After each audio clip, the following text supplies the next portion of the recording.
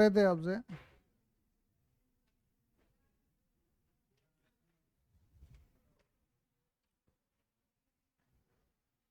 हाँ, नमस्कार साथियों। कल हम बात कर रहे थे ऐसे राइटिंग पे कि ऐसे कैसे लिखा जाता है, किस प्रकार से ऐसे राइटिंग की जाती है। हमने आपको बता दिया था कि निबंध के 3 भाग होते हैं। पहला भाग तो हमने इंट्रो का बताया, दूसरा भाग हमने मेन पार्ट बताया, इंट्रो पार्ट शुरुआत का, और तीसरा हमने बताया कंक्लूजन पार्ट। कंक्लूजन पार्ट, ये 3 पार्ट हमने आपको बताए थे। इन 3 पार्टों में हम बात कर रहे हैं कि निबंध जब लिखें तो निबंध लिखे तो हमें क्या करना चाहिए।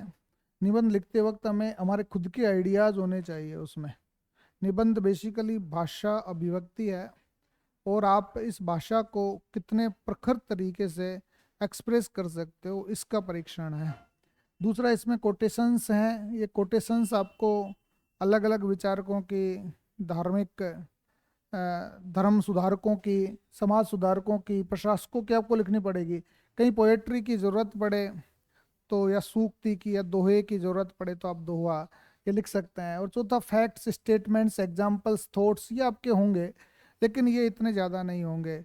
और हूबहू नहीं लिखना है इसमें। जैसे मान लीजिए हमारे देश में या राज्य में, राज्य की आय आपसे पूछनी हो, तो राज्य की आय पूछनी हो तो आपको क्या करना है कि राज्य की आय में कृषि का योगदान मतलब 1/3 से भी कम है, ऐसे लिखना है।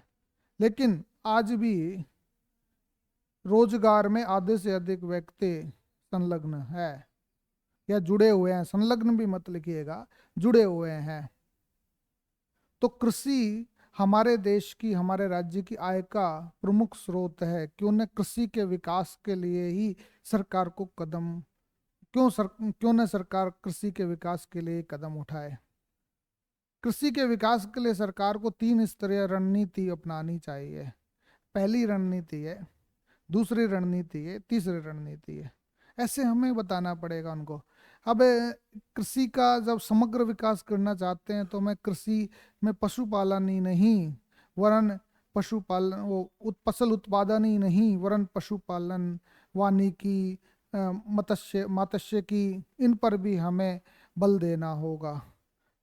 यदि हम इनमें इनका विकास नहीं करेंगे तो किसानों की आजीविका के साधन तो हो सकते हैं, लेकिन किसानों की आय को यदि हम दुगुना करना चाहते हैं, जितना जैसा सरकार की मंशा है, वो नहीं हो पाएगा।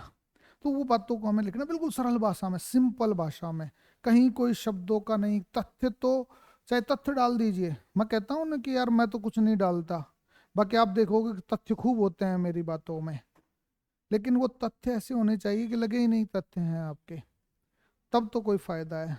जैसे हम एक प्रस्तावना से जुड़े कुछ गद्यांश हैं, प्रस्तावना और निष्कर्ष, यहाँ 2 पार्ट बहुत महत्ता रखते हैं, क्योंकि जो मध्य भाग है उसका, मध्य भाग में तो कोई भी लिख देगा। और आपके लिए तो एक सबसे अच्छा है 300 शब्द। 300 शब्द का मतलब, हाँ अच्छा 250 शब्द है। अच्छा, आपके लिए तो ये भी ज़्यादा है ना।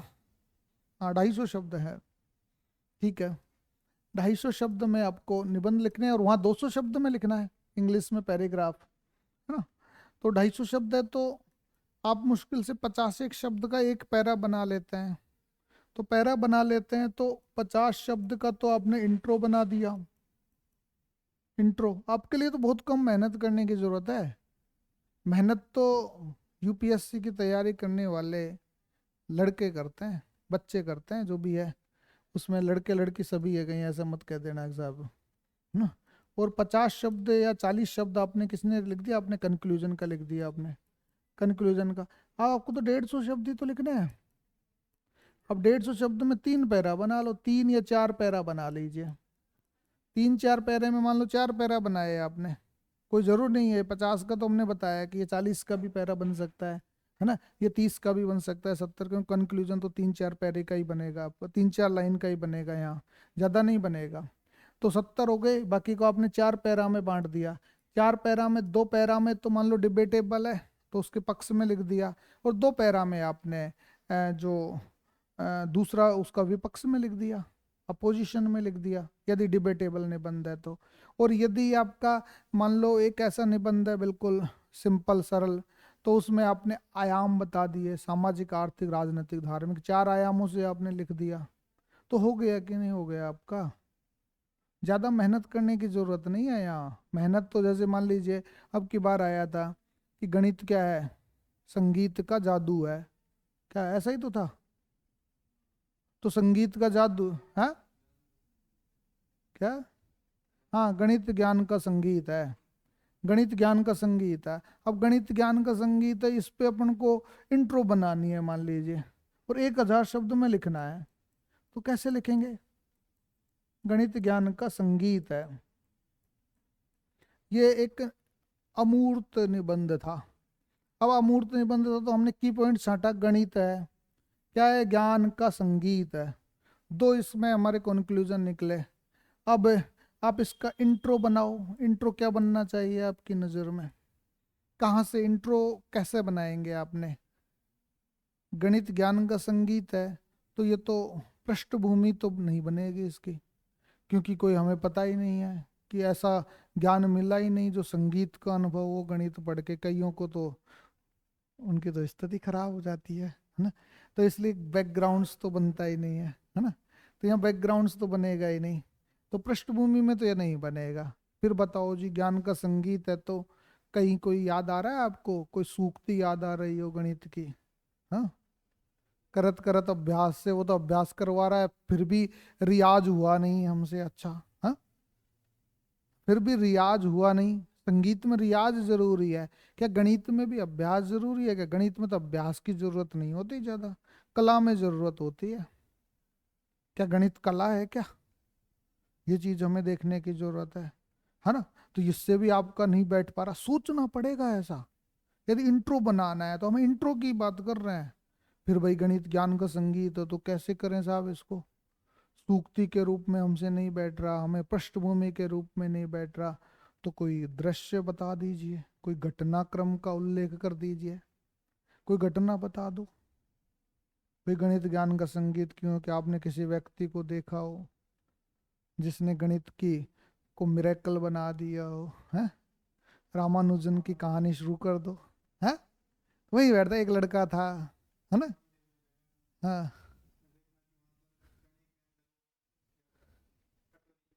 हम्म,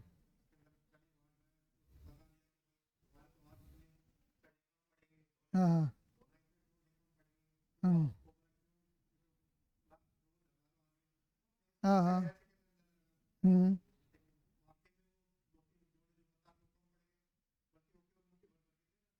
हम्म,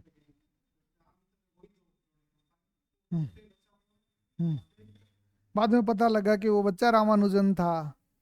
वो रामानुजन में हम्म, अब ऐसी कहानी बनेगी ना, जैसे इंट्रो बन गया, शानदार इंट्रो बन गया हमारा।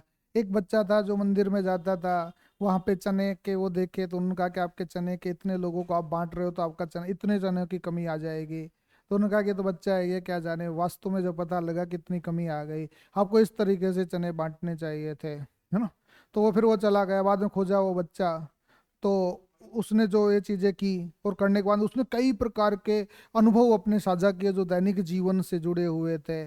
और उसको ऐसी स्थितियां हुई, वो कैलकुलेशन उसकी गणितीय वो गणना इतनी सटीक बैठी, तो वह एक जो गणितीय ज्ञान था उसको आनंद आने लगा और एक संगीत का रूप ले लिया, एक ज्ञान का संगीत बना दिया उसने। यहाँ लास्ट लाइन ये लेकर चलेंगे, वो बच्चा और कोई कोई नहीं, भारतीय गणितज्ञ रामानुजन थे, जिन्होंने गणित को ज्ञान का संगीत बना दिया। तो फिर आपने ये इंट्रो शुरू कर दिया, गणित को ज्ञान का संगीत बना दिया, लास्ट में लिखना है, लास्ट में लिखना है गणित को ज्ञान का संगीत बना दिया। फिर हम करेंगे, आखिर गणित में ऐसा है क्या,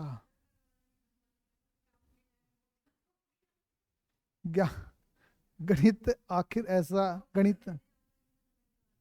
अच्छा, अच्छा, ज्ञान का संगीत ये कैसे है, क्या गणित ही ज्ञान का संगीत है?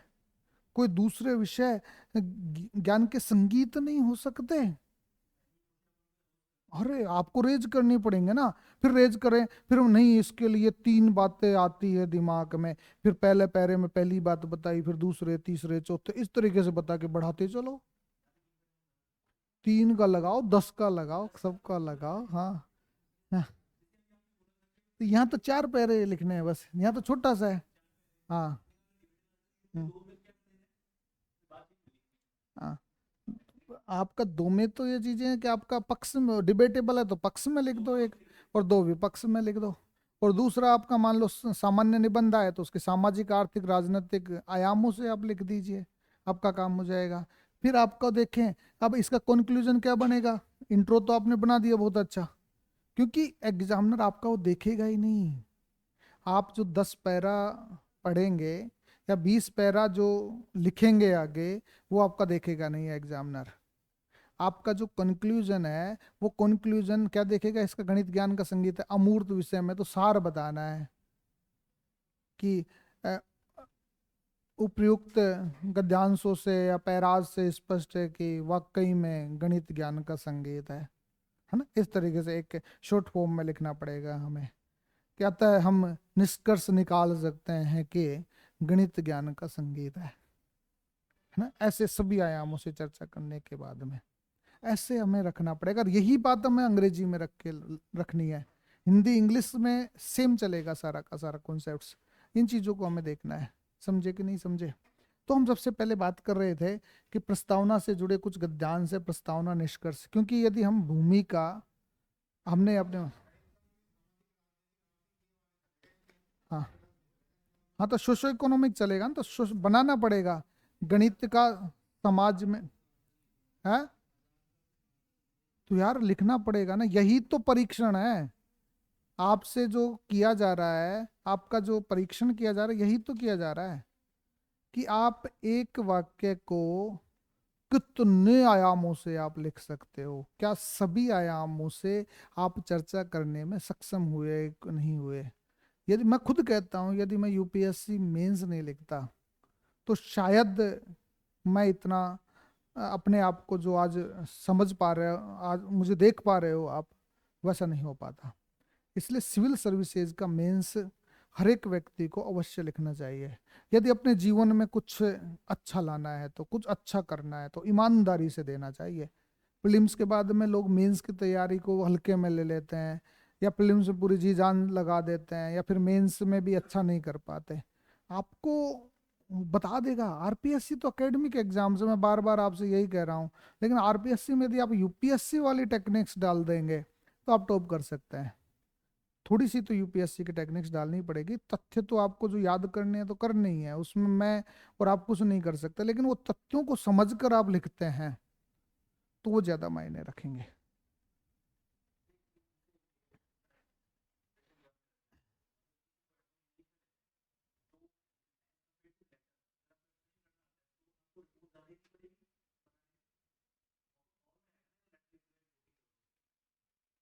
हाँ, लेटर या रिपोर्टिंग बिल्कुल। देखिए, हम तो ये कहते हैं कि लीक के सब चले, वो वाली बात है कि लीक लीक पे तो क्यों चलना है हमें? यदि आप लेटर की जगह रिपोर्ट लिखो ना, लेटर जाते हैं तो उसको लगेगा कि रिपोर्ट लिखी है इसने। पाँच, वो वहाँ लेटर में 5 मिलने हैं, यहाँ भी 5 ही मिलने हैं। हो सकता है 6 मिल जाए, 7 मिल जाए, तो फायदा तो होगा ना। हो सकता है दूसरे पेपर प्रश्नों में इफेक्ट पड़ जाए, आपके गलत में भी नंबर मिल जाए, क्योंकि एग्जाम तो सब्जेक्टिव है ना ये। यहाँ गलत में भी तो नंबर मिल सकते हैं यहाँ।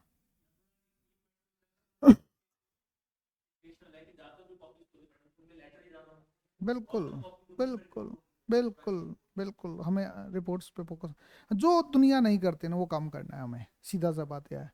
जो जैसे कई प्रश्न आते हैं, हमारे टाइम पे आते थे कि 7 में से 5 प्रश्न करने होते थे। बड़े जो प्रश्न आते हैं ना, 20-20 के 5 करने होते थे, 2 छोड़ना होता था उस वक्त जब हम एग्जाम्स देते थे। तो हम ऐसे प्रश्न खोजते थे कि ये कोई नहीं करेगा, वो करके आते थे। क्योंकि नंबर तो हम तो जान गए थे ना, हमने तो पहले दिन ही जान लिया था कि ये मेंस आपका रट्टाफिकेशन का एग्जाम्स नहीं है, ये हम जान गए थे। जो लोग तथ्य रट रट के जाते थे, हालांकि उनके भी सिलेक्शन हुए, कई तो प्रॉपर आरएस में भी बने रटने वाले, ऐसा नहीं है, और कई लोग इंस्पेक्टर भी बने। लेकिन हमने तो कुछ नहीं किया, तब भी खूब अच्छी सर्विसेज में आए। ये देखिए ना, हमने कोई ज्यादा स्पेसिफिक मेहनत नहीं की मेंस के पॉइंट ऑफ व्यू से हम बात करें तो ये खेल आपका क्या है, लेखनी का है, लेखन अभिव्यक्ति का है, जो हमें जानना है। तो हम बात कर रहे थे प्रस्तावना से जुड़ी हुई, कुछ प्रस्तावनाओं पे चर्चा कर ले, और फिर हम बात कर ले। एक ये है, महिमा की राहें मृत्यु तक जाती है। इसकी हमें भूमिका लिखनी है, मान लीजिए प्रस्तावना लिखनी है। महिमा की राहें मृत्यु तक जाती है। महिमा मतलब महानता का गुण, महाधन इमा। यदि हम तोड़ेंगे तो महिमा को कैसे तोड़ेंगे, महाधन इमा। राह मतलब रास्ता, मार्ग, महानता का रास्ता आपको कहाँ तक लेके जाता है, मृत्यु तक लेके चला जाता है। और मृत्यु, और मरना है तो सही ढंग से मरो ना, क्यों ना। देखो, एक दिन व्यक्ति को, सभी को मरना है, ये तो आपने तय किया ही है ना। सबको पता है मरना है, सबको पता है मरना है, और मरना है तो हम क्यों ना एक महान रास्ता चुनकर मरे। कोई छोटे मोटे रास्तों पर चुनकर आप मरते हैं, कहीं पता लगा राहजनी नकबजनी, हाँ हाँ, ऐसी चीजों में आप पकड़ कर मर जाते हो, हाँ, तो फिर क्या मतलब है। तो वैसी चीजें नहीं होनी चाहिए। तो इसमें हमने क्या किया, एक कह दिया, जयशंकर प्रसाद ने कहा है ना, हमने इंट्रो दिया है, महत्वाकांक्षा का मोती निष्ठुरता के सीपी में पलता है। सीपी बताइए, मोती सीपी से ही तो निकलता है, और सीपी से निकलता है तो निष्ठुर मतलब कठोर होता है ना, निष्ठुरता के सीपी में पलता है। यदि आप महान होना चाहते हैं तो आपको भावनात्मक रूप से निष्ठुर होना पड़ेगा, इमोशनल नहीं रहना है ना, निष्ठुर होना पड़ेगा आपको। हाँ, रिजिड, कठोर होना पड़ेगा। प्रसिद्धि का तनाव इतना अधिक होता है कि अब आदमी महान बन गया, फेमस हो गया, फेमस का तनाव नहीं झेल पाते अच्छे अच्छे लोग। यदि झेल पाते तो आत्महत्या नहीं करते। हाँ, सफलता हर किसी को रास नहीं आती। प्रसिद्धि का तनाव इतना अधिक होता है कि लोग आत्महत्या कर लेते हैं। जैसे मर्लिन मोनरो, हीरोइन थी एक, हॉलीवुड की, उसने आत्महत्या की थी 1997 में है। अच्छा, 60s की थी वो तो, डायना हेडन थी 97 में मरी थी जो। तो एल्फ्रेड नोबेल, जो बताओ डायनामाइट का आविष्कारक, जिसकी याद में नोबेल पुरस्कार है, उसने आत्महत्या की थी। 10 दिसंबर को बांटे जाएंगे नोबेल पुरस्कार। हिटलर, हिटलर को वो कैसी भी परिस्थितियां रही हो, आत्महत्या तो करनी पड़ी ना। चलो मानते हैं मुसोलिनी को तो गोली मार दिया गया, इतना बड़ा साहसी व्यक्ति जिसने पूरे विश्व को जीत लिया, वो कैसे आत्महत्या कर सकता, कैसे डर गया वो व्यक्ति, आ जाता कि मैं लड़ूंगा, नहीं लड़ पाया। तो ये सारी चीजें यहाँ से हो गई। अब ये बातें हो गई इसमें। अब अमरता की बात आती है कि भाई एक महान हो गया व्यक्ति, क्या मरता है क्या वो, नहीं मरता, वो तो अमर हो जाता है। तभी तो एक यहाँ से स्टार्ट कर सकते हैं दूसरा इंट्रो इसको। ये तो क्या हो गई आपकी कहानी बता दी आपने इसके आधार पे। दूसरी बात ही हो गई, उस पियाले में जहर ही कहाँ था। हाँ, जहर ही कहाँ था, यदि जहर होता तो सुकरात मर गया होता, है ना। ये बातें थी। उस प्याले में जहर था ही नहीं, वरना सुकरात मर गया होता। सुकरात को क्या दिया गया था, जहर दिया गया था, और जहर देखकर लोगों ने सोच लिया मर गया, लेकिन सुकरात तो आज भी जिंदा है, किसी न किसी रूप में जिंदा है। हाँ, हाँ, हाँ, सुकरात है, कभी कभी यार तो मुझ में भी आ जाता है ना। सब जगह बैठा हुआ है ना, मुझ में भी तो आ जाता है, सुकरात आ जाता है मुझ में, अरस्तु आ जाता है ना। हाँ, तो प्लेटो आ जाता है। अब एक ऐसा और लिखा है हमने, महिमा की राहें मृत्यु तक जाती है। महान लोग हो गए कि मुझे तो पता नहीं, इस देश को बदल देना है ना, इसमें वो करना है। तो एक सूक्ति और है, कब्रिस्तान ऐसे लोगों से भरा पड़ा है, हाँ, जिन्हें गुमा था कि उनके बिना दुनिया नहीं चलेगी है। हाँ, हाँ, जिन्हें गुमा था, जिनके बिना दुनिया नहीं चलेगी। ऐसे ऐसे लोग थे, खाक में मिल गए वो, पल भर में ही खाक में मिल गए। ऐसे ऐसे लोग भी थे जो चलते थे कि मेरे बिना तो चलती नहीं है दुनिया। ये चीजें, अब ये बातें हो गई हमने, ये तीन आधार पे, मतलब एक ही एक ही निबंध के 3 आयामों से हमने चर्चा की है। बोलिए, एक ही निबंध के 3 आयामों से प्रस्तावना आप लिख सकते हो, और भी लिख सकते हो आप, चौथी, पांचवी, सातवीं। आप जो बात कर रहे हो ना, 15 के 15 बच्चों से मैं यदि निबंध लिखवाऊं इस पे, तो 15 बच्चे अलग अलग प्रकार के निबंध लिखेंगे। बोले, तो अलग अलग इंट्रो लिखेंगे। तो ये बात है। अब इसका कंक्लूजन निकालना है। कंक्लूजन, अब कंक्लूजन क्या है? कंक्लूजन यदि हमें देना है, तो मौत सभी की होनी तय है। अस्वाभाविक मौत किसी की होनी है तो साधारण मनुष्य की भी मौत हो सकती है। जैसे उत्तराखंड में बस का खाई में गिरना, उस वक्त कोई गिरी थी उत्तराखंड में बस खाई में, है ना, जब मैं लिख रहा था। जब मौत होनी है तो सबसे अच्छा रास्ता क्यों न चुना जाए? ये महानता का ही रास्ता है। बस समाप्त कर दिया। महिमा की राहें तो हैं। तो ये बातें आपके समझ आ गई होगी। अब एक बात, एक निबंध और है हमारा। ये बेसिकली यूपीएससी के निबंध है। किसके हैं? यूपीएससी के। क्या हुआ?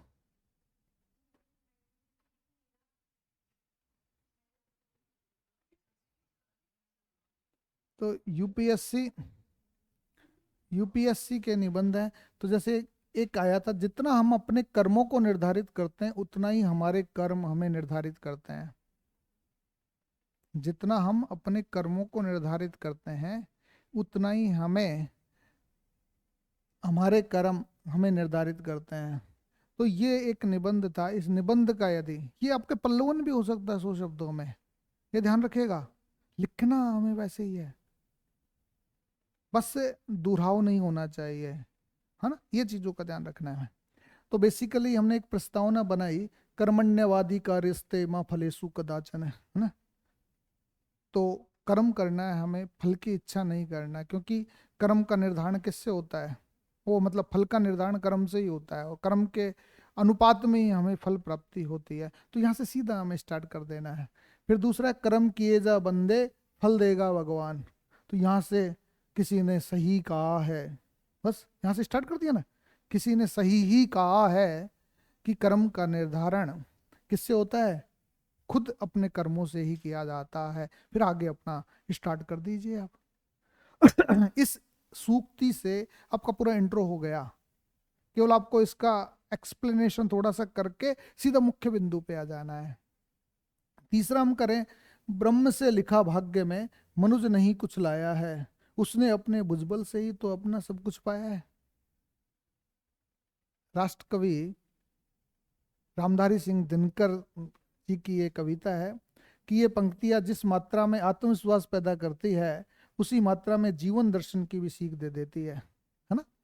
इससे पता चलता है कि ईश्वर या भाग्य के भरोसे अपने कर्मों के रास्ते से हट जाना उचित नहीं है। हम उठ जाते हैं ना कि यार ईश्वर ने यही दिया था, भाग्य में यही था। जैसे अभी मैंने भाग्य को कोस दिया, है ना। ऐसी चीजें हो जाती है। हमारी नियति सिर्फ इस बात से तय होती है कि हमने किस तरह के कर्म किए हैं। नियति केवल इतनी है। ये डिटरमाइंड है, ये चीजें नियत है। आप कहते हो आप कुछ नहीं कर सकते, लेकिन कुछ तो नियति मान सकते हैं। नियति है कि आपने कर्म किस प्रकार से किए हैं, और इन कर्मों का निर्धारक कौन है आपका। या मान लीजिए आप मेरे पास आए हो, तो मेरे पास में आए तो ये नियति हो सकती है आपकी, लेकिन कर्म तो आपको करना ही पड़ेगा। इन चीजों को देखना है। नहीं कि साहब आपकी वजह से हम सफल हो गए, इनके आपकी नहीं, ये तो नियति थी जो मेरे पास आप आए। और उसके बाद यदि आप सफल होते हैं तो वो आपका कर्म है। ये चीज होगी।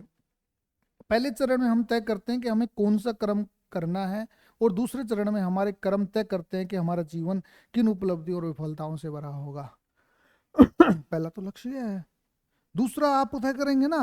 आप तो मेरे पास आ गए, और आपके बाहर भी लिखा हुआ है सिविल सर्विसेज, बस IAS RAS, आप आ गए हैं यहाँ। अब आपको तय करना, आपके कर्म तय करेंगे कि आपकी उपलब्धियां रहेंगी या विफलताएं रहेंगी, ये आपके कर्म तय करेंगे। अब कुछ नहीं करना।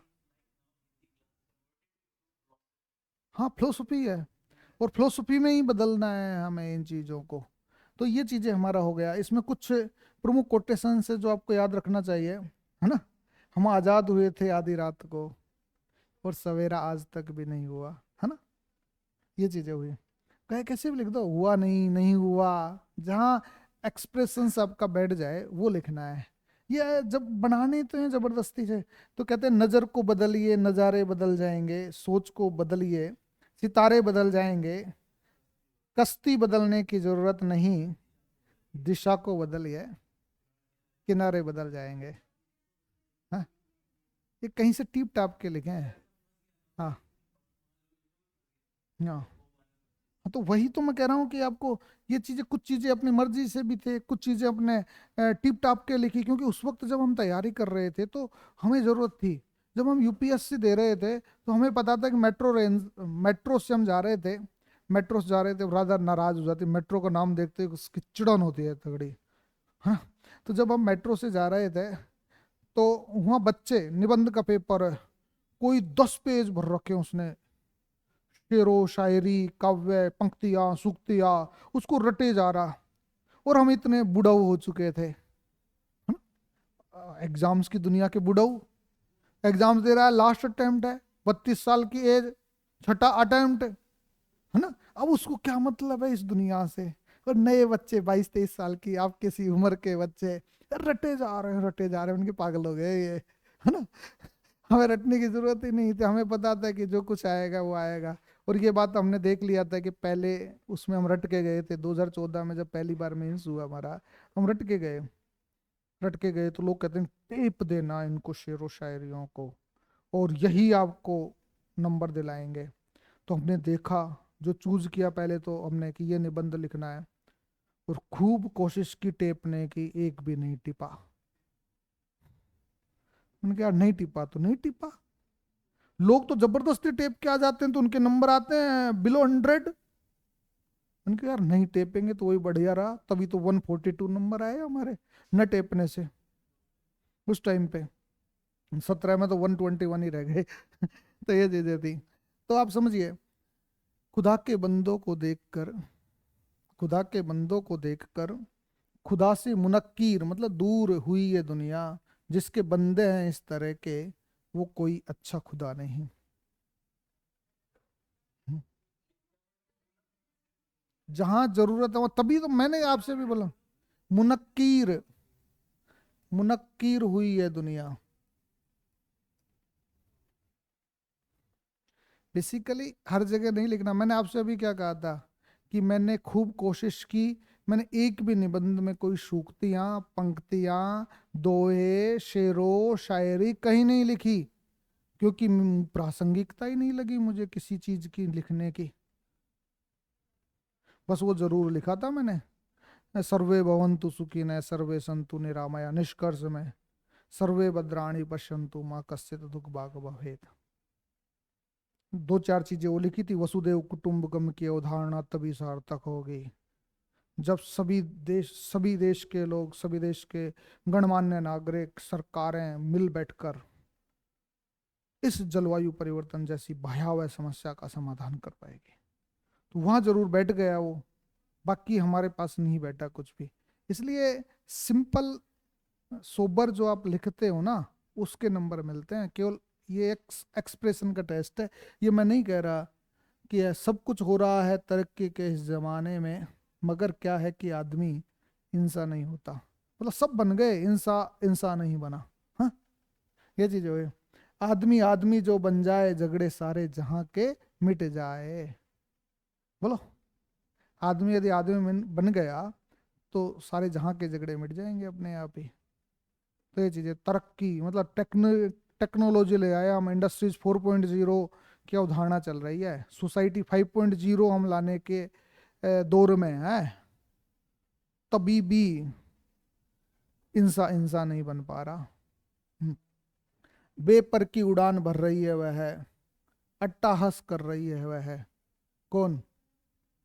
बेपर उड़ान भर रही है वह, बेपर की, पर यानी पंख, बिना पंख के उड़ान भर रही है वह, और खिलखिला रही है, अट्टहास करे हा, इस तरीके से खिलखिला रही है वह। कौन है वह? कौन है? महंगाई डायन खाए जाता है, महंगाई डायन खाए जाता है। ये हमने लिखा था आरएस में, एक यहाँ से शुरुआत की थी कि तो महंगाई की स्थिति क्या हो गई है। हमने जो तुलनात्मक अध्ययन किया कि महंगाई की मार इस तरीके से था, महंगाई पे था, महंगाई पे नियंत्रण कैसे किया जाए, महंगाई के कारण क्या है।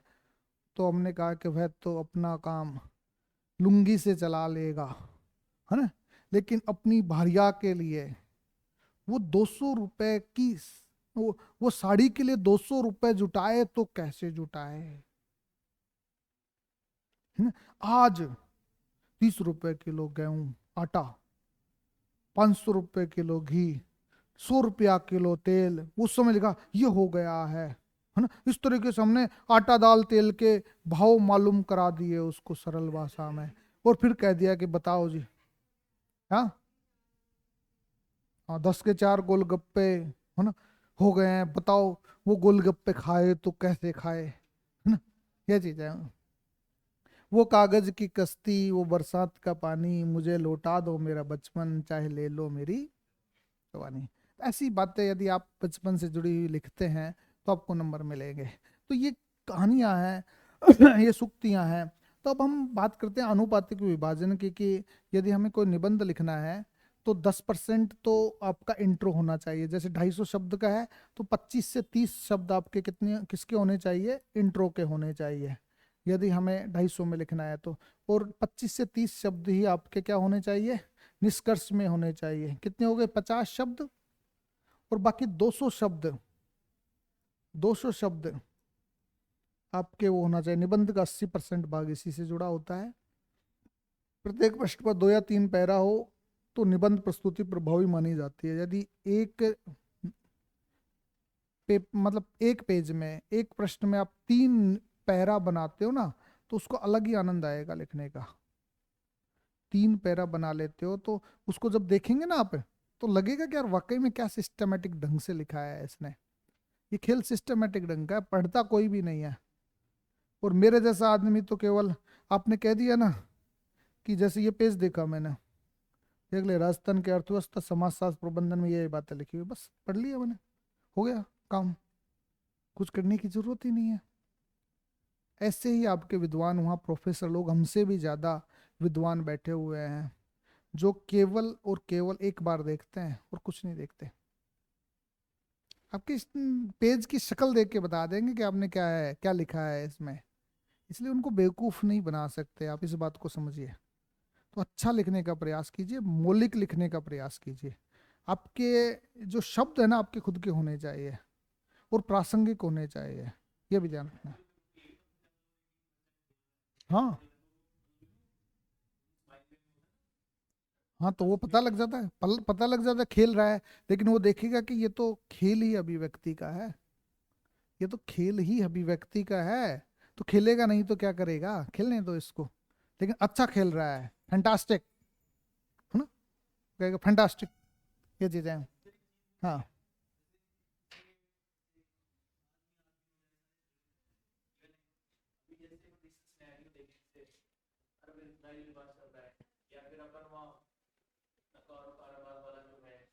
हाँ, हाँ,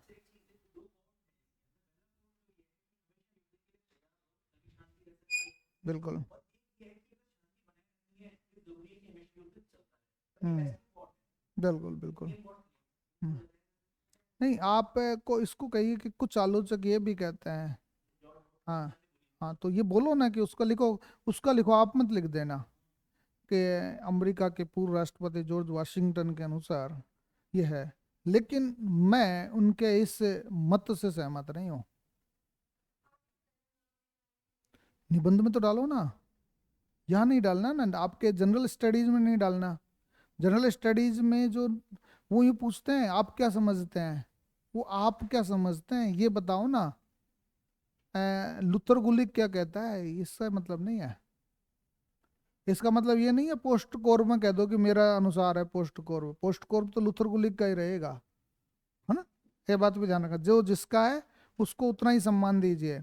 लेकिन जबरदस्ती परिभाषाओं में या किसी में अपनी मर्जी से आप लिख के आइए, परिभाषा है, महत्व बताना है, विशेषता बताना है ना, उपयोगिता बताना है, ये तो आपको ही बतानी है ना। ये बेसिक्स चीजें तो आपको बतानी है।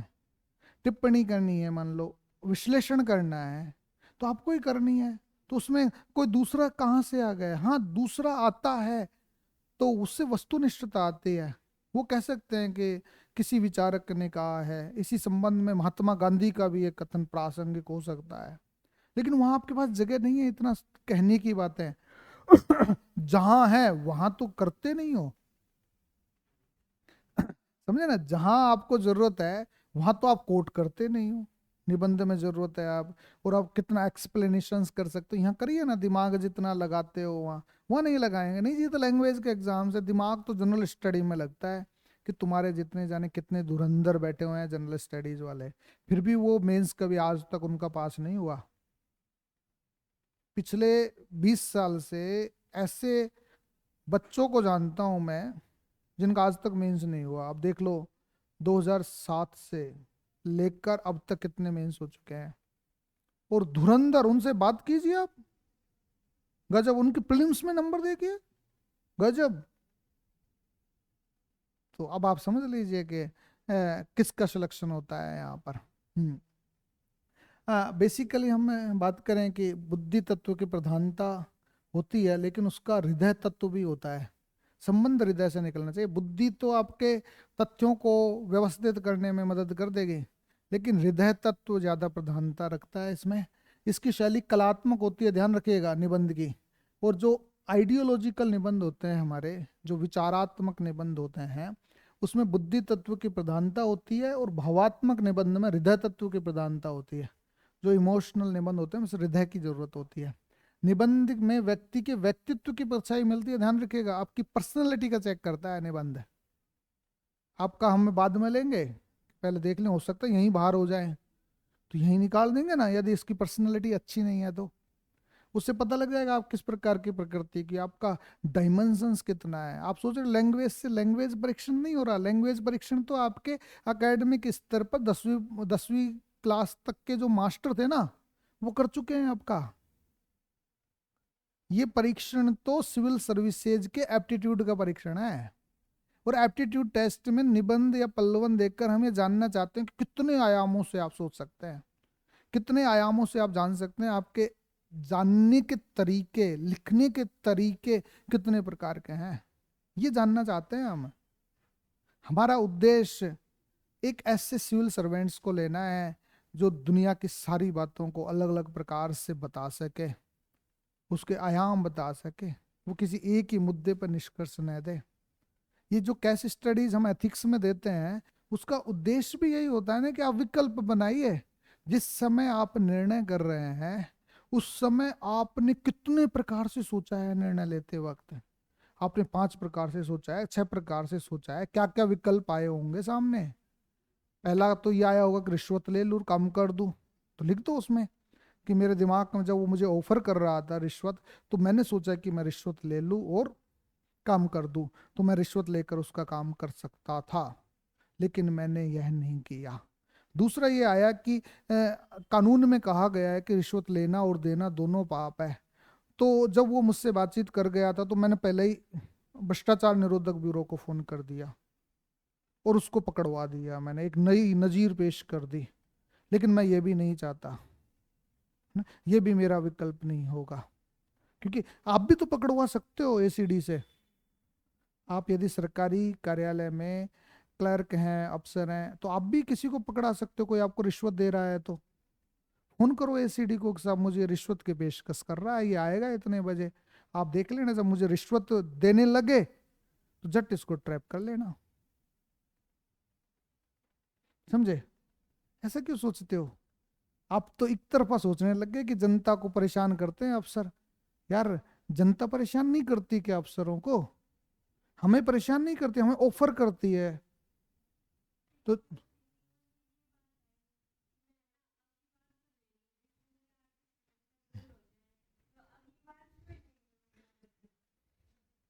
एक बार ये चस्का लग जाता है ना, छूटता नहीं है।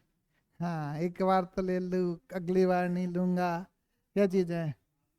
हाँ, जिसमें हाँ, इसको पता लग रहा है ना, अभी इसे पता लग रहा है कि भाई। तो हाँ,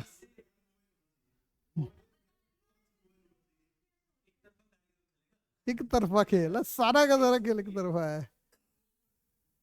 और क्या है, जो जिस आदमी की सोच ही है कि वो एक तरफा खेल करना है, उनको तो अब की बार तो चलो एप्पल का फोन आ जाए, अगली बार टैबलेट आ जाए हमारे पास में एप्पल का, फिर ये आ जाए वो आ जाए, ये तो है, ये चीजें। तो इसमें विचारों की प्रवाह, कल्पना शक्ति, इमेजिनरी पावर चाहिए, इमेजिनरी पावर। इसमें एनालिटिकल कैपेसिटी, विश्लेषण, एनालिटिकल क्षमता आपकी कितनी है वो चाहिए। देखो, विचारों के प्रभाव के साथ में आप कितना सोच सकते हैं, इमेजिनरी पावर कितना है। कहते हैं ना, जहां ने पहुंचे रवि वहां पहुंचे कवि। तो ये कवि की महिमा है, निबंध है। आप कवि कितने प्रकार से सोच सकता है, ये चीजें हैं। निबंध में मुख्यतः भूमिका और निष्कर्षी मायने रखते हैं। मुख्य भाग केवल साधारण महत्वपूर्ण होता है। जिसके लिए आप पूरा जोर लगाते हो सामान्य तत्व है, बाकी तो इंट्रो एंड कंक्लूजन है जो भी कुछ है। तो इंट्रो एंड कंक्लूजन पे फोकस करो। और मैं तो क्या क्या करता था, पहले बनाता था, पहले सोचता था कि इसका इंट्रो किस रूप में बनेगा। सूक्ति के रूप सबसे आसान होता है, यदि सूक्ति मिल जाए एक लाइन की हमें, उसी दौरान रटने नहीं है ये, उसी दौरान याद आ जाती है।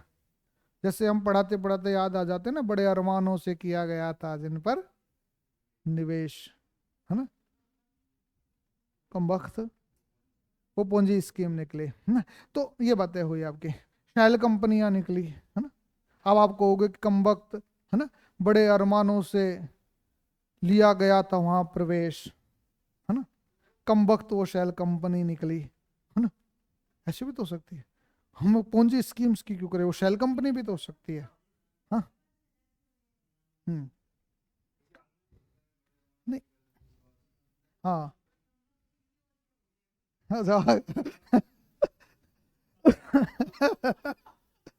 तो ये जोरदार था, है ना।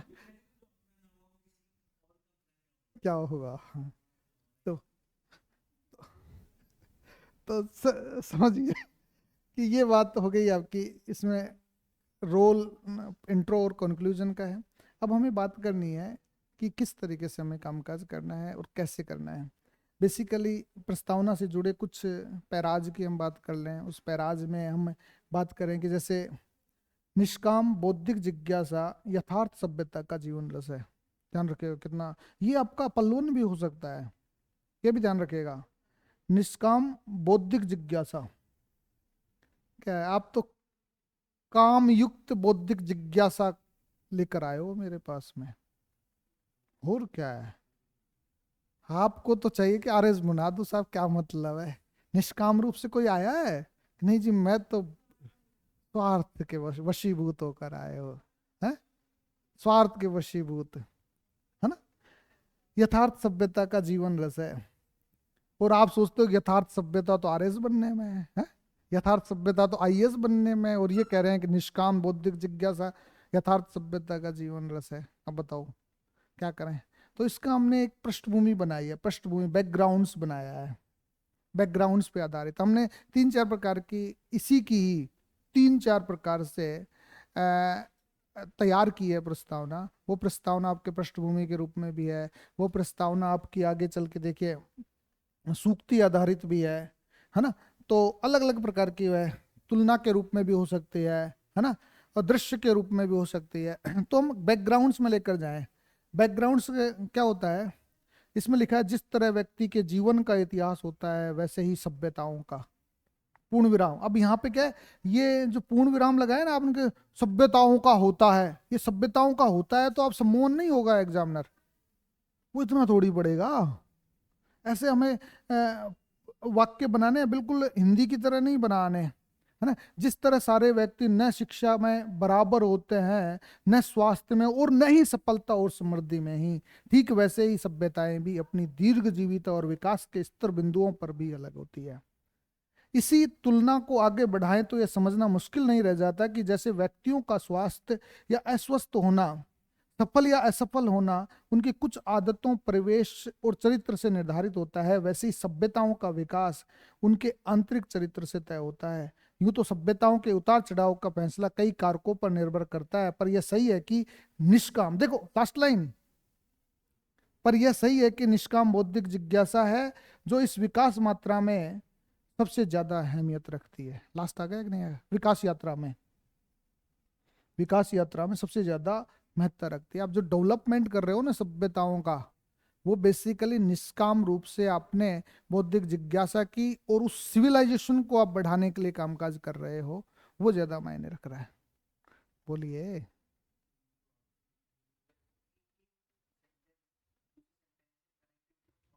बिल्कुल। हम्म, तो बात ये है कि कैसे करना है, हमें लिखना है। करत करत अभ्यास के, अभ्यास करना है ना, उसको अभ्यास से पता लगेगा कि मेरा इंटरलिंक क्यों नहीं हो रहा। और इंटरलिंक होता है वहां, जब आप देखेंगे अपने आप हो जाता है, जब लिखते हैं तो हो जाता है, ऐसा नहीं है ये। अब दूसरा हमने ये लिखा है इसमें, एक विवेक मिश्र नाम के कवि और लेखक हैं। उन्होंने कहा है कि चल पड़े कदम जिंदगी की राहों में, दूर है मंजिल अभी और फासले हैं नापने। जिंदगी है बादलों सी, कब किस तरफ मुड़ जाए वो, बनकर घटा घनघोर सी, कब कहाँ बरस जाए वो। क्या पता उस राह में हम रहा होगा, कौन मेरा यह खुदा जानता है, या जानता जो साथ होगा, है ना। ये मैं कहता हूँ कई दफा कि कई लोग आए हमारी जिंदगी में, है ना। कई लोग पार्टनरशिप के रूप में आए, कोई किस तरीके से आया, है ना। कोई नहीं है। मैं यही कहता हूँ कि मेरे साथ जो अंत में, जो हमेशा साथ रहेगा ना, वो इस शेयर होल्डिंग्स में डिविडेंड्स लेगा। हाँ, लोएंस शेयर कौन लेगा? जो साथ होगा मेरे। इसमें क्लियर लिखा हुआ ना कि कौन मेरा, ये खुदा ही जानता है, जानता जो साथ होगा। ये बात है हमारी। तो इस बात को आप समझिए, और समझने के बाद में हम ये तय करते हैं कि किस तरीके से। तो इसी तरीके से विकास जो होता है हमारी सभ्यताओं का होता है, तो इसका हमें वो देना है। अब दूसरा हमारे राष्ट्र के विकास और सुरक्षा के लिए विज्ञान व प्रौद्योगिकी सर्वोपचार है, मतलब सबसे बड़ा उपचार है, यानी टेक्नोलॉजी। अब लोग तो साइंस एंड टेक्नोलॉजी आते ही पूरे वो तेजस वेजस सारे लिख के आ जाएंगे। यहाँ तेजस वेजस लिखने की जरूरत ही नहीं है, यहाँ कुछ ऐसा चीज लिखनी ही नहीं है। मुझे खुद को पता है कि 2014 में मैंने इकोनॉमी का निबंध चूज कर लिया, और मुझे लगा कि यार मैं इकोनॉमी का स्टूडेंट, और मुझे इकोनॉमी का निबंध चूज नहीं करना था। एक मैंने 2017 में तो नहीं आया, हाँ 15 में था शायद, उसमें मैंने फिलोसॉफिकल निबंध चूज कर लिया, अमूर्त। फिर वहां चल के मेरी फिलोसॉफी चल गई, है ना। कि यार ये मामला बिगड़ गया। फिर निबंध लिखा तो इकोनॉमिक, यार इकोनॉमी का बिगड़ गया। फिर मैंने सोचा कि मेरे तो सारे ही, ऐसे सोचूंगा तो सारे ही बिगड़ जाएंगे। हम्म, सारे ही अच्छे हैं, पब्लिक एडमिनिस्ट्रेशन अपना अच्छा है, आपका अर्थशास्त्र बहुत अच्छा है, फिलोसॉफी बहुत अच्छा है, इतिहास बहुत अच्छी है। तो ऐसे मैं सोचूंगा तो मैं लिखूंगा ही नहीं निबंध। निबंध ऐसा चूज करना चाहिए जिनके बारे में आप नहीं जानते, उस पे लिखना है आपको। निबंध सरल नहीं, निबंध वह चूज करें जिसके बारे में आपको कुछ भी अता पता नहीं है। मौलिकता, यही तो है, यही तो खेल है। जो जानते हैं वहां तो रटा रटाया लिखेंगे ना। मेरे पास दो चार कहानियां रटी हुई है, मुझे दो चार शेरो शायरी रटी हुई है, दो चार विचार कोटेशंस मेरे पास में, तो उनको मैं टेप के आऊंगा ऐसे ही। क्योंकि जो मेरा जैसा मिल गया, तो मेरा जैसा पसंदीदा निबंध आ गया, तो जो मेरा पसंदीदा निबंध था ही नहीं, तो उसमें हम क्या करेंगे, ऐसे ही तो काम करेंगे उन चीजों को। तो हमें चूज करना चाहिए, क्योंकि ये खेल विचारों का है।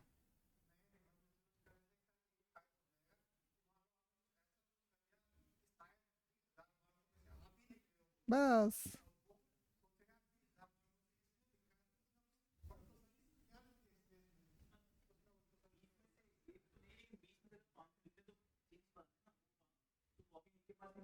ये क्या, बस नहीं। तो वो एक कॉपी आएगी। 200 250 का जो बंडल आया है या 500 का बंडल आया है, उसमें आपका है, तो आपसे वो प्रभावित होगा कि नहीं होगा? 100 कॉपी जांच चुका चुका है, एक ही निबंध है, सब लोग पर्यावरण प्रदूषण पर निबंध लिखते हैं, तो उसको छोड़ दो ना पर्यावरण प्रदूषण को। राजस्थान में टूरिज्म पे आता है निबंध हमेशा, कला संस्कृति पे आते हैं, सब लोग कला संस्कृति टूरिज्म पे लेके आते हैं, छोड़ दो ना उसको। ऐसे निबंधों को छोड़ देना चाहिए। वो तो हमें मास्टर तो वहां है ना, हम जनरल स्टडी वहां करेंगे मास्टरी अपनी, ये चीजें।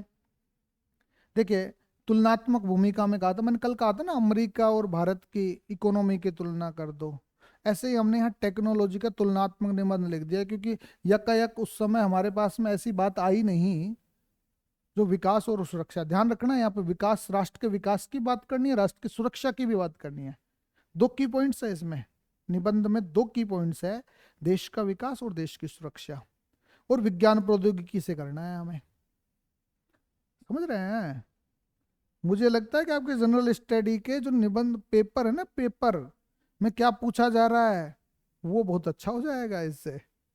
आप उसमें अच्छा लिखोगे, सर ने बताया था कि यार निबंध में जब की पॉइंट्स है तो ये प्रश्न में भी तो की पॉइंट्स है, इस की पॉइंट्स के आधार पर ही तो दें उत्तर। कहीं ऐसा तो नहीं डामाडोल हो जाए वहां, फिर डामाडोल नहीं होंगे, फिर आप भूल जाओगे कि कुछ नहीं होता, याद व्याद करना कुछ नहीं होता, सब अपनी मर्जी से लिख के आते हैं, बस पता होना चाहिए। तो ये तो खुद ही कहता है कि नंबर मर्जी से ही लिखने के आते हैं, रटा रटाया तो वो एग्जामिनर ही जानता है। आप क्या जाना? बिल्कुल, उसको सब पता है, उसको बेवकूफ नहीं बना सकते। यदि लोक प्रशासन का या फिलोसॉफी की कोई कोट या लोक प्रशासन की कोई कोट आप मेरे पास रखोगे तो मैं नहीं जानता कहाँ से चेपा है इसने, ना बहुत सी किताबें पढ़ी होंगे तुमने, है ना? हाँ, तो बताओ। हाँ हाँ हाँ, तो वो चीज़ है। तो बेसिकली क्या है, विश्व में 200 से अधिक राष्ट्र हैं, और हम जानते हैं कि सबकी हैसियत एक से नहीं है। देखिए वो, अरे यार मजा आ गया, लगेगा कि नहीं लगेगा? सभी देश विकसित बनना चाहते हैं और उनके सामने बुनियादी प्रश्न यही है कि किस रास्ते पर चलकर वे अपनी सुरक्षा और विकास को साध सकते हैं। ध्यान रखिएगा, विकास और सुरक्षा को साध सकते हैं। विकसित देशों पर नजर डाले तो यह समझने में देर नहीं लगती कि वे सभी विज्ञान और तकनीक की उपलब्धियों के सहारे विकास पथ पर तेजी से बढ़े हैं। आपको लगना चाहिए ना, कुछ कोट मैं बताना चाहता हूँ, आप अंडरलाइन कर सकते हैं। अमेरिका जैसा पूंजीवादी देश हो या भूतपूर्व सोवियत संघ जैसा साम्यवादी देश, विचार, हाँ हाँ, निबंध में करना चाहिए ना, जो कोट आप बताना, लेकिन पूरा ऐसा नहीं है कि आपने अंडरलाइन कर करके भर दिया हो। मतलब एक पेज में 3-4 आप अंडरलाइन कर दो, ताकि उसको लगे कि आपने ये अच्छी कोट लिखी है जिसको आप बताना चाहते हो। विचारधाराओं के इतने गहरे अंतराल के बावजूद दोनों की विकास यात्रा में विज्ञान और तकनीकी की भूमिका समान रूप से नजर आती है। कोई कहता है ना कि साहब साम्यवाद में विकास नहीं होता, पूंजीवाद ही विकास कर सकता है, तो साम्यवाद तो रूस रसिया भी था, सोवियत संघ भी था, उसमें भी तो डेवलपमेंट हुआ। चाइना भी तो है जो डेवलप हो रहा है, और आपके अमेरिका भी है।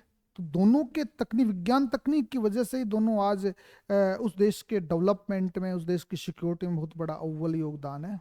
तो हमने ये निबंध लिख दिया। आज जब हम विकसित देश बनने का स्वप्न देख रहे हैं, अब ये तो बात हो गई हमने तुलनात्मक, अब हमारा दूसरा पैरा बना, आज जब हम विकसित देश बनने का स्वप्न देख रहे हैं तब यह विचार सामान्य रूप से प्रचलित हो गया है कि यह सपना विज्ञान तकनीक से ही पूर्ण होगा। हम प्रौद्योगिकी भी नहीं लिख रहे, विज्ञान तकनीक लिख रहे हैं, है ना? ताकि और सरल हो जाए, उससे बोला ही नहीं जाए एग्जामिनर से, वो रुक जाए बेचारा। रुक जाए तो आपके नंबर रुक जाएंगे ना, उसको रुकना नहीं है, रोकना नहीं है। इतनी लैंग्वेज आपकी फ्लुएंसी होनी चाहिए भाषा में, है ना? हो गया है कि यह सपना विज्ञान तकनीक से ही पूर्ण होगा। स्वप्न लिख दिया आपने, यह सपना लिख दिया, है ना? थोड़ा सा अंतर देखिए, शब्द बदलते रहने चाहिए। किंतु इस प्रश्न पर गहरे आत्ममंथन की जरूरत है, गहरे आत्ममंथन की जरूरत है। क्या विज्ञान तकनीक इस मात्रा में सर्वोपचार है या रामबाण है, क्योंकि लास्ट लाइन है ना इसकी, या एक व्यापक रणनीति का छोटा हिस्सा भी है? ये तो थी हमारी तुलना, जो हमने विकसित और विकासशील देश या पूंजीवादी साम्यवाद देश की। अब दूसरा आप क्या करना चाहते हो? आपके पास दूसरा नहीं है, क्लैरिफिकेशन देना चाहते हो, है? ये थोड़ी डालने पॉइंट्स, ये तो बता रहा हूं मैं। आप कहते हैं इसको घटिया, घटिया निबंध की इंट्रो मानी जाती है, तुलना को, स्पष्टीकरण को, तथ्य को। लेकिन आप हमारा ये देख लीजिए तो आपको लगेगा कि यार वास्तव में ये भी अच्छा है। लेकिन आपका तरीका होना चाहिए परोसने का, परोसने का तरीका आपका बहुत अच्छा है तो कर सकते हैं। जैसे स्पष्टीकरण दे रहे हैं, किसका स्पष्टीकरण? जो निबंध के की पॉइंट्स का हम स्पष्टीकरण दे रहे हैं। आजकल ये विचार बहुत प्रचलित हो गया है कि अगर राष्ट्र का विकास करना है तो विज्ञान और तकनीक को भी राजमार्ग बनाना होगा, है ना? हाँ। विकसित देशों के अनुकरण से उपजाए विचार कुछ स्पष्टता की मांग करता है। इस बात से किसी को आपत्ति हो भी नहीं सकती कि देश की सुरक्षा और विकास में विज्ञान तकनीकी की महती भूमिका है।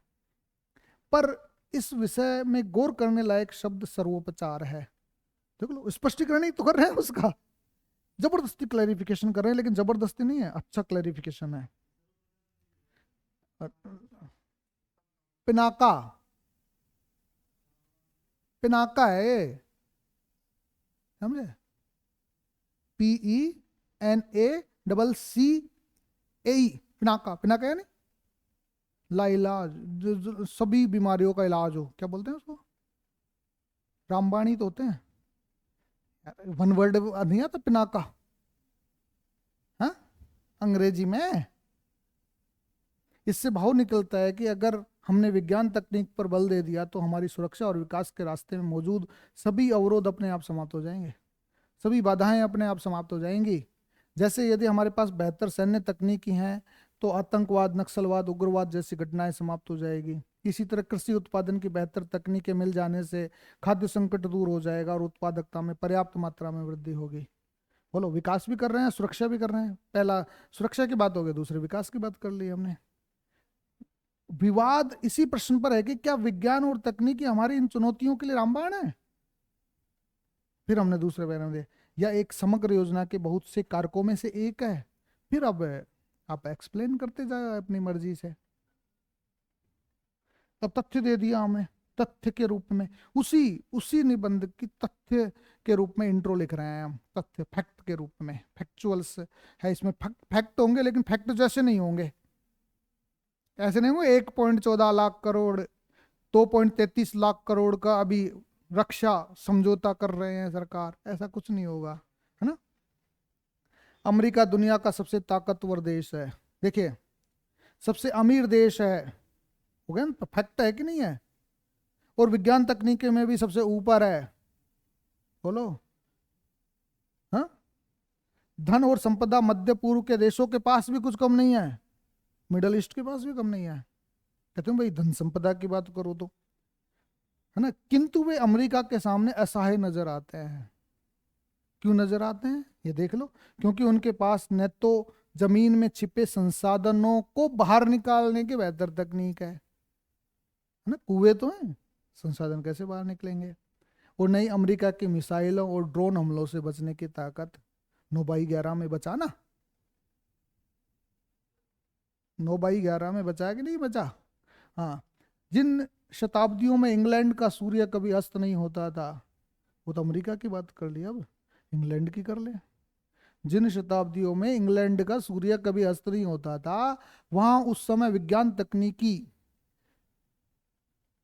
क्रांति इंग्लैंड में ही हो रही थी, जिसको औद्योगिक क्रांति कहते हैं। समुद्र और सैन्य तकनीकी में कोई उसका मुकाबला नहीं कर सकता था। उस समय सबसे बड़ी नौसेना मानी जाती थी, है ना? अमेरिका और सोवियत संघ में सर्वोच्चता की होड़ भी लंबे समय तक सैन्य तकनीकी और अंतरिक्ष तकनीकों तक ही तो सीमित रही। बेसिकली उनके दो फोकस थे, एक तो सैन्य तकनीक पे था, दूसरा अंतरिक्ष पे। उन्होंने यदि स्पेस में अपना कोई यान छोड़ा तो रूस रशिया छोड़ेगा, रशिया ने छोड़ दिया तो अमेरिका जरूर छोड़ेगा।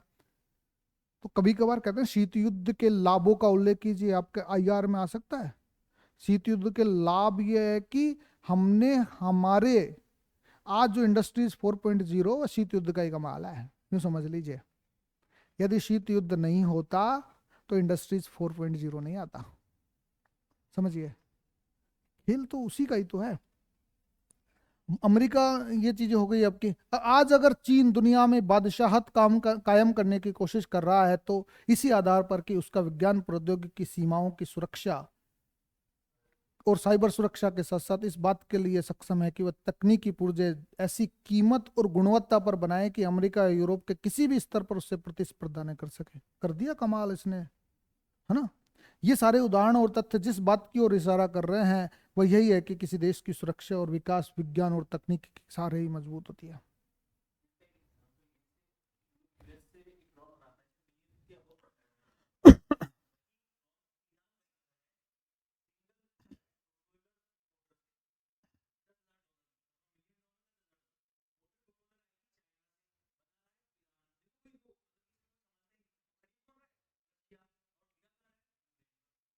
बताओ। बिल्कुल। तो ये खेल है, अब देख लीजिए। अब ये बात है, सत्य जिया जाता है, सिखाया नहीं जाता। ये मान लो आपको, ये मेरी कहानी है। हाँ? ये कहानी तो सुनना चाहेंगे सभी लोग, है ना? है। तो ये स्वयं की कहानी, घटना के प्रसिद्ध घटना से या प्रसिद्ध व्यक्ति के आधार पर भूमिका बना सकते हो आप इसमें। सत्य जिया जाता है, सिखाया नहीं जाता है। कोई कहते हैं सीख जाते हो, अरे सीखा थोड़ी जाता है, ये तो जिया जाता है। और कैसे जीते हैं? जब मैं स्कूल में पढ़ता था तो मेरी रुचि खेलने, सिनेमा देखने और दोस्तों से बातें करने में थी, किंतु पढ़ने में नहीं, है ना? मेरे माता पिता, तभी तो उसको एग्जामिनर को लगेगा यार मेरी भी यही थी, है ना?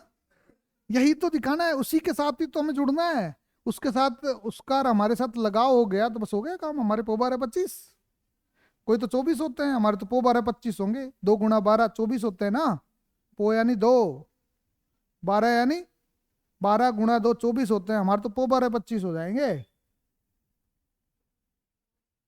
हम्म। अच्छा, पो 12 36 करना चाहते हो आप? हाँ। किंतु पढ़ने में नहीं। मेरे माता पिता और अध्यापक बार बार समझाते थे कि सिर्फ सफल होने के लिए ही नहीं, बल्कि एक बेहतर इंसान बनने के लिए भी पढ़ना जरूरी है ना? पर मुझे उनके ये सारे उपदेश निरर्थक महसूस होते थे। वे मजबूर होकर मुझे दंडित करते थे, हाँ, जबरदस्ती पढ़ाते थे। पर ऐसी कोशिश के साथ पढ़ाई के प्रति मेरी अरुचि और वितृष्णा गहरी होती गई। मतलब वो कहते गए और मैं हो गए कुछ नहीं है, ये तो ऐसे ही कहते रहेंगे, नहीं पढ़ना, अब तो नहीं पढ़ना। अंत में उन सब ने मान लिया कि मैं बहुत अच्छे भविष्य की ओर बढ़ने में असमर्थ हूँ। कह दिया ना हमने, हमारे बच्चे से कह दिया कि तू कुछ नहीं कर सकता, कर दिया हमने डिसाइड, है ना? वो बिजनेस बड़े वाले से वो बिजनेस करना चाहता है, हमने कहा तू कुछ नहीं कर सकता, है ना? तो वैसे ही स्थिति हो गई। अंत में उन सबने मान लिया कि मैं बहुत अच्छे भविष्य की ओर बढ़ने में असमर्थ हूँ। मुझे तो भविष्य की चिंता करना ही अरुचिकर लगता था। क्या चिंता करे भविष्य की, होगा तो सब देखा जाएगा, हाँ, ये चीज है। किंतु अब किंतु देख लीजिए, एक दिन कुछ ऐसा हुआ कि मेरे जीवन के रास्ते ही बदल गए। क्या हो गया सुन लीजिए। कॉलेज में संयोग से एक सेमिनार में एक वक्ता को सुनकर कुछ गहरे प्रश्नों में रुचि पैदा हो गई। जैसे ईश्वर है या नहीं, आत्मा का पुनर्जन्म की बात सच है या झूठ, स्वर्ग या नरक वास्तविक बातें हैं या सिर्फ हमें लालच या डराने के साधन, आदि आदि। ये बातें हुई। मैंने कहा यार क्या करें? उसने कहा कि ये किताब पढ़ लो। हमने किताब पढ़ ली, उससे भी संतुष्ट नहीं, दूसरी पढ़ ली, तीसरी पढ़ ली, पांचवी पढ़ ली, 10वीं 20वीं। हम पढ़ते गए पढ़ते गए पढ़ते गए, आज एक प्रखर वक्ता के रूप में आपके सामने उपस्थित है। हम्म? तो ये चीजें हैं। यह जिज्ञासा इतनी प्रबल हुई कि मैंने उस व्यक्ति से कुछ किताबों की जानकारी मांगी और उन्हें पढ़ा। एक एक पृष्ठ पढ़कर यूं लगता था कि मानो आंखें खुल गई। धीरे धीरे यह रुचि अन्य विषयों तक भी फैल गई और मुझे इतिहास, भूगोल, विज्ञान, साहित्य, समाज, हर विषय की गहरी बातों को जानना अच्छा लगने लगा। अब मेरे माता पिता की परेशानी बदल गई है। वे चिंतित है कि मैं इतना न पढ़ूं कि मेरी आंखें खराब हो जाए या जीवन के सामान्य सुखों से मैं कटाव महसूस करने लगूं।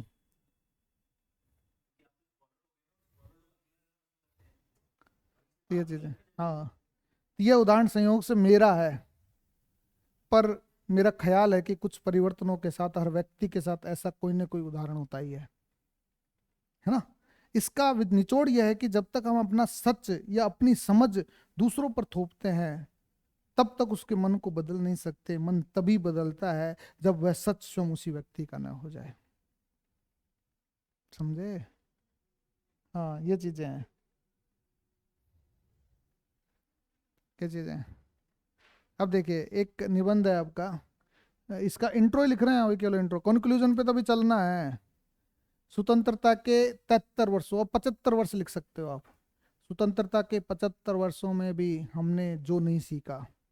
हाँ, क्या नहीं सीखा? तो ये बड़ी अच्छी कहानी है। हम आजाद हुए थे और सवेरा अभी तक नहीं हुआ। ये शुरुआत है। तो 75 सालों की दास्तां हमने चंद पंक्तियों में बयां कर दी है। हाँ, किया कि नहीं किया?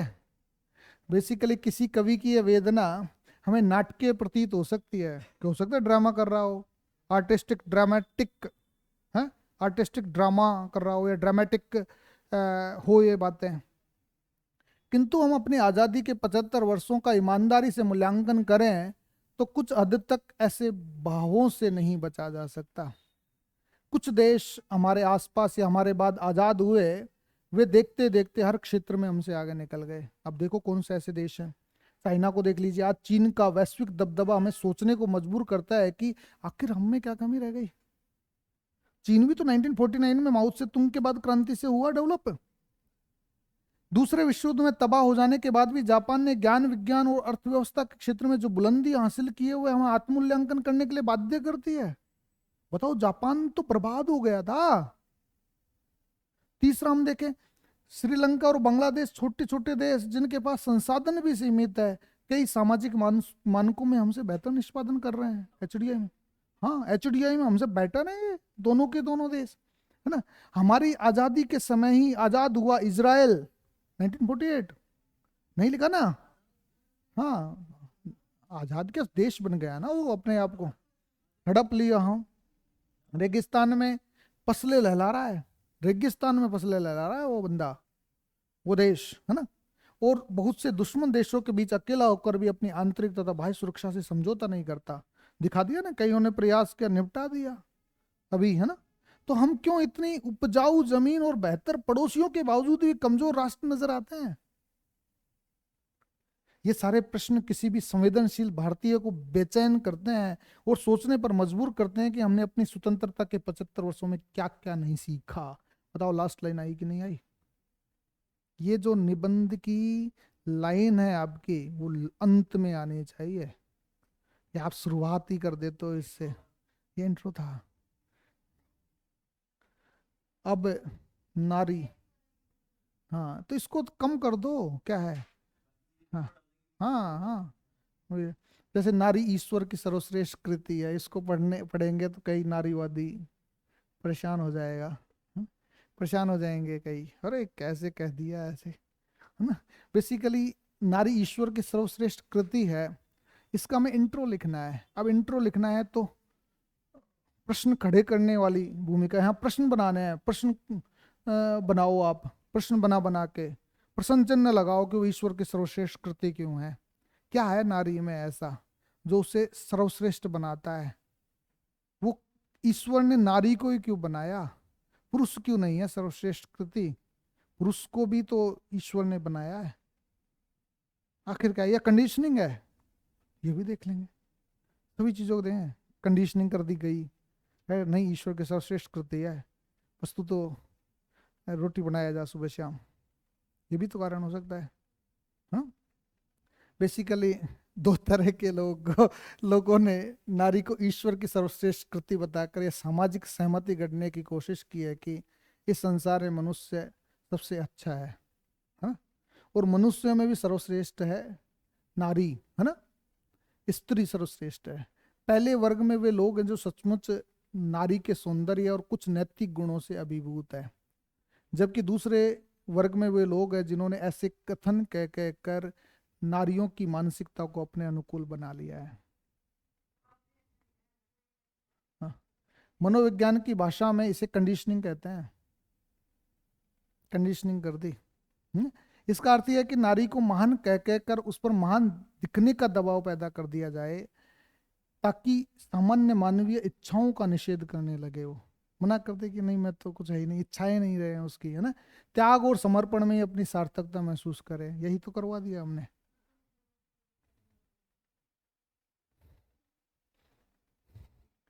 तो ये चीजें हो गई आपकी, है ना। पर ऐसे किसी भी,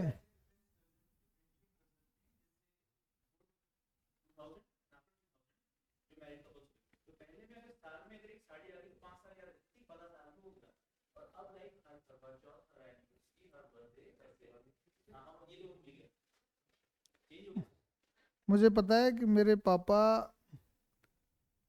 एक बार लेके आए थे मेरी मम्मी को साड़ी, और वो साड़ी उस वक्त थी 600 रुपए की, जो आज का लगा लो 8-10 हज़ार रुपए होते हैं। तो हमारी मम्मी आज भी कहती है उसके बारे में, पूछना दादी से कि कभी साड़ी लेके आए थे क्या, देखो हमारे लिए साड़ी लेके आए। उस जमाने में मुझे आज भी याद है, 95-96 के आसपास की बात है। उस समय 600 रुपए से। जो पसंद और नहीं आई मेरी माता जी को, काई साड़ी ले रहा है। महंगी वजह, महंगी की वजह से नहीं, महंगी की वजह से। पर ऐसे किसी भी निष्कर्ष पर पहुंचने से पहले हमें कुछ प्रश्नों से जूझना होगा। मतलब प्रश्न करेंगे अब भाई वास्तव में नारी सर्वश्रेष्ठ कृति है कि नहीं। पहला प्रश्न यह है कि सर्वश्रेष्ठता की कसौटी क्या है। पहले हम देखें कि भाई सर्वश्रेष्ठता होती क्या है। यह कसौटी सिर्फ मनुष्य के दृष्टिकोण से तय होगी या इसमें सारी हमारी परिस्थितियां के बाकी हिस्सों की भी भूमिका होगी। तीसरा प्रश्न यह है कि दूसरा कि नारी को जिन गुणों के आधार पर सर्वश्रेष्ठ बताया जाता है वे गुण ईश्वर द्वारा गढ़े गए हैं या हजारों साल के सामाजिक विकास प्रक्रिया में पुरुष प्रधान समाज ने गढ़े हैं। हो सकता है कि ईश्वर ने गढ़े हो या पुरुष प्रधान समाज ने गढ़ दिए हो, है ना। चलते चलते इस प्रश्न पर भी गौर कर लेना उचित होगा कि अगर नारी सर्वश्रेष्ठ है भी तो उसकी श्रेष्ठता के लाभ उसे कितना मिला है। श्रेष्ठ है तो उसको लाभ मिलना चाहिए ना, उसका डिविडेंड मिलना चाहिए, उसका प्रॉफिट मिलना चाहिए, है ना। लाभ कितना मिला है और कितना पुरुष को मिला है। नारी को सर्वश्रेष्ठ बताकर कहीं ऐसा तो नहीं है पुरुष ने ज्यादा लाभ ले लिया हो, नारी को कम मिला हो। ये भी तो हो सकता है। कहीं ऐसा तो नहीं है कि उसकी श्रेष्ठता ही उसकी संभावनाओं के रास्तों पर रोड़ा बन गई हो, जो उसकी पोटेंशियलिटी है उसको एक्चुअलिटी में नहीं बदल पा रही हो। क्यों राधिका? हाँ, है ना। इन प्रश्नों को सुलझाते सुलझाते हम इसी मुकम्मल निष्कर्ष पर पहुंच सकते हैं कि फिर आगे लिख दो क्या क्या निष्कर्ष निकाले, है ना। अब दूसरा हम निष्कर्ष दे रहे हैं अब, है ना। बेसिकली भूमिका थी वो, अब निष्कर्ष की बात कर रहे हैं हम, है ना। बेसिकली प्रस्तावना आप समझ गए कि प्रस्तावना हमें सबसे पहली अच्छी प्रस्तावना कौन सी है। यदि आप प्रस्तावना देना चाहते हैं तो क्या विचार करेंगे, क्योंकि प्रस्तावना हमने बताई फड़फड़ाती होनी चाहिए, लिविंग होनी चाहिए। यदि लिविंग है तो एग्जामिनर आपका निबंध पढ़ेगा, अन्यथा नहीं पढ़ेगा। इस बात को समझिए। तो सबसे अच्छी पहली वरीयता देना सूक्ति को, सूक्ति या काव्य लघु काव्य को, छोटा सा 1 या 2 लाइन का कोई हो, क्योंकि उससे आसान हो जाता है। यदि वो प्रासंगिकता रखता है तो देना है, अन्यथा नहीं देना है। दूसरा दूसरा आपको एक दृष्टांत देना है, घटना या दृश्य का, घटना या दृश्य का विवरण आप दें, उससे भी एक जान आ जाती है, वो भी लिविंग बताता है कि यार ये भी अपना जैसा ही है।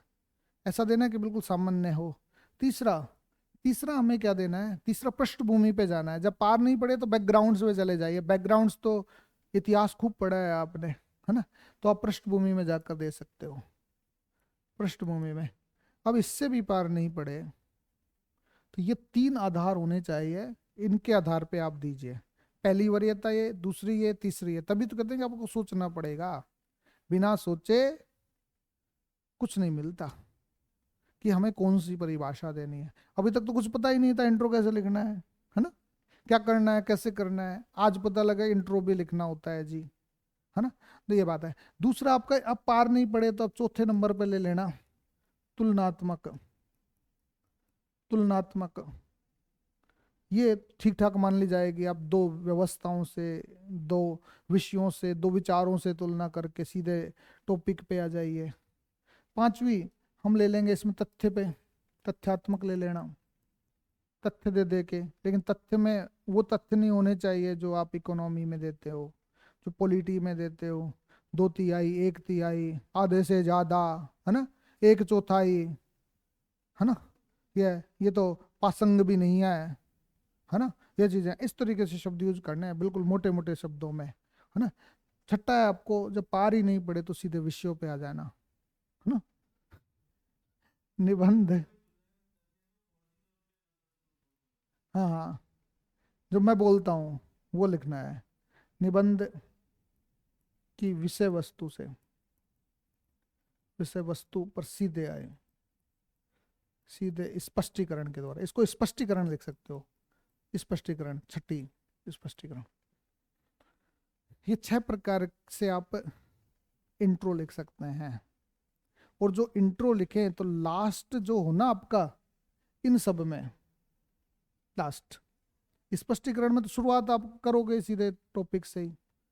ये पांचों के पांचों में आपका जो अंतिम वाक्य हो, वो अंतिम वाक्य निबंध का मूल होना चाहिए। निबंध किस में आया है, तभी तो आप दूसरा पैरा चेंज कर पाओगे। हाँ बिल्कुल वही लिख दो, क्योंकि हाँ स्पष्टीकरण लिख दो, क्लैरिफिकेशन, तथ्यात्मक, ये सीधे स्पष्टीकरण, निबंध की विषय वस्तु पर सीधे स्पष्टीकरण, पर स्पष्टीकरण लिख दीजिए आप छठा, तो समझ गए आप। लास्ट लाइन होनी चाहिए, जब लास्ट लाइन लिखेंगे तभी तो आप पैरा चेंज करेंगे। जो आप मध्य भाग में जो चीज लिखते हो, अब ये देख लीजिए, फिर मध्य भाग का आप क्या बनाएंगे, रफ पेज बनाएंगे। रफ पेज में सामाजिक, आर्थिक, राजनीतिक, धार्मिक जैसा भी निबंध हो उसके अनुसार बिना फ्रेमिंग के नहीं बैठेगा, बिना रफ वर्क के नहीं बैठेगा। अरे यार, वो तो यूं समझिए दौड़ेगा वहां तो। आप जो अभी तक अनावश्यक लिखते थे, आप बिना किसी बातों के लिखते थे, अब नहीं लिखेंगे।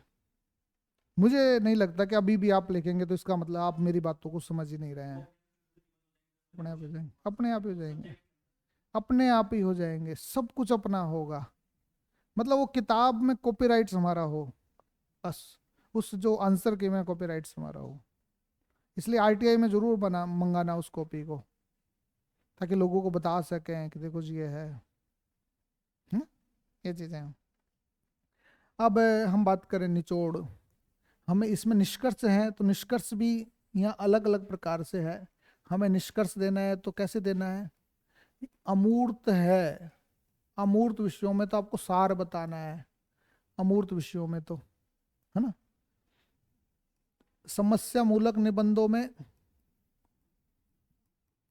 समाधान बताना है, समाधान बताना है। विचार मूलक निबंधों में आपको चुनौती या चेतावनी देनी है, सलाह देनी है आपको, आप ऐसा करें। ये चीजें आपके निष्कर्ष के होने चाहिए।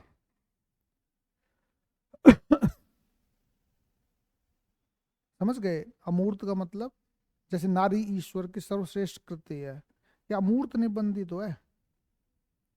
तो इस अमूर्त निबंध पे आपको निचोड़ देना है, सार देना है। अब सार कैसे देंगे, संपूर्ण चर्चा का सार यह है कि, हमने चर्चा कर ली, चर्चा कर ली 10-15 पैराज में, है ना। नारी को ईश्वर की सर्वश्रेष्ठ कृति मानना किसी व्यक्ति या समूह की निजी राय तो हो सकती है, किंतु इसे वस्तुनिष्ठ सत्य की तरह स्थापित नहीं किया जा सकता।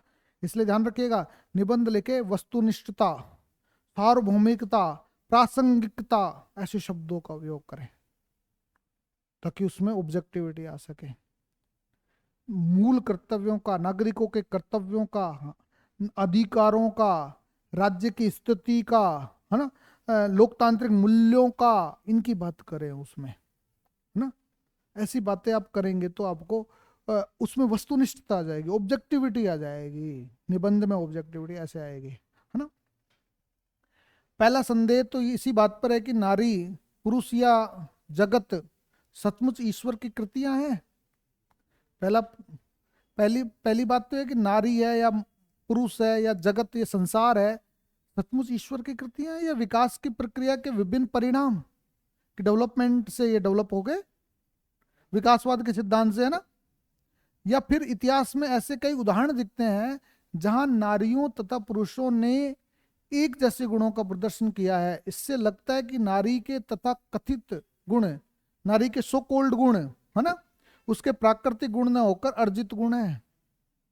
मतलब ये नेचुरल गुण नहीं है नारी के, ये तो एक्वायर्ड है, जो सामाजिक अपेक्षाओं से पैदा हुए हैं, सोशल एम्बिशंस ने पैदा कर दिया कि इसको तो कंडीशनिंग कर दो, है ना। बेहतर यह होगा कि सभी नारियों को सभी पुरुषों से श्रेष्ठ मानने की बजाय यह मूल्यांकन व्यक्ति के प्रत्येक स्तर पर किया जाए। कुछ नारियां निसंदेह अधिकांश समाज से श्रेष्ठ साबित होगी, किंतु कुछ पुरुष भी ऐसे मिलेंगे जो बहुत सी नारियों से श्रेष्ठ नजर आएंगे, है ना। इसके अलावा श्रेष्ठता को सिर्फ मनुष्यों तक सीमित करना भी गलत बात है। हमें ऐसी नजर विकसित करनी चाहिए कि हम सृष्टि के विभिन्न प्राणियों में, प्रकृति में, उसके कण कण में श्रेष्ठता की तलाश करें। बस, समाप्त, ऐसे नहीं नारी में ही क्यों सर्वश्रेष्ठता, सर्वश्रेष्ठता तो हर कण कण में हो सकती है, हर जीव में हो सकती है। निचोड़ मूलक, अब ये तो था हमारा निचोड़ मूलक है, मतलब टॉपिक के पक्ष में ही, टॉपिक के पक्ष में दे रहे हैं कि हाँ वास्तव में नारी सर्वश्रेष्ठ कृति है, इसके बारे में करें। ये तो हमने दोनों बैलेंस बना के लिखा है। आप कह देंगे वास्तव में नारी ईश्वर की सर्वश्रेष्ठ कृति है, इसमें लिखिए संपूर्ण संपूर्ण विश्लेषण के आधार पर जो बात स्थापित होती है वह यह है कि नारी व पुरुष बहुत सी समानताओं के बावजूद कुछ बिंदुओं में अलग अलग छोर पर खड़े दिखते हैं, चाहे जैविक कारणों से हो या सामाजिक कारणों से।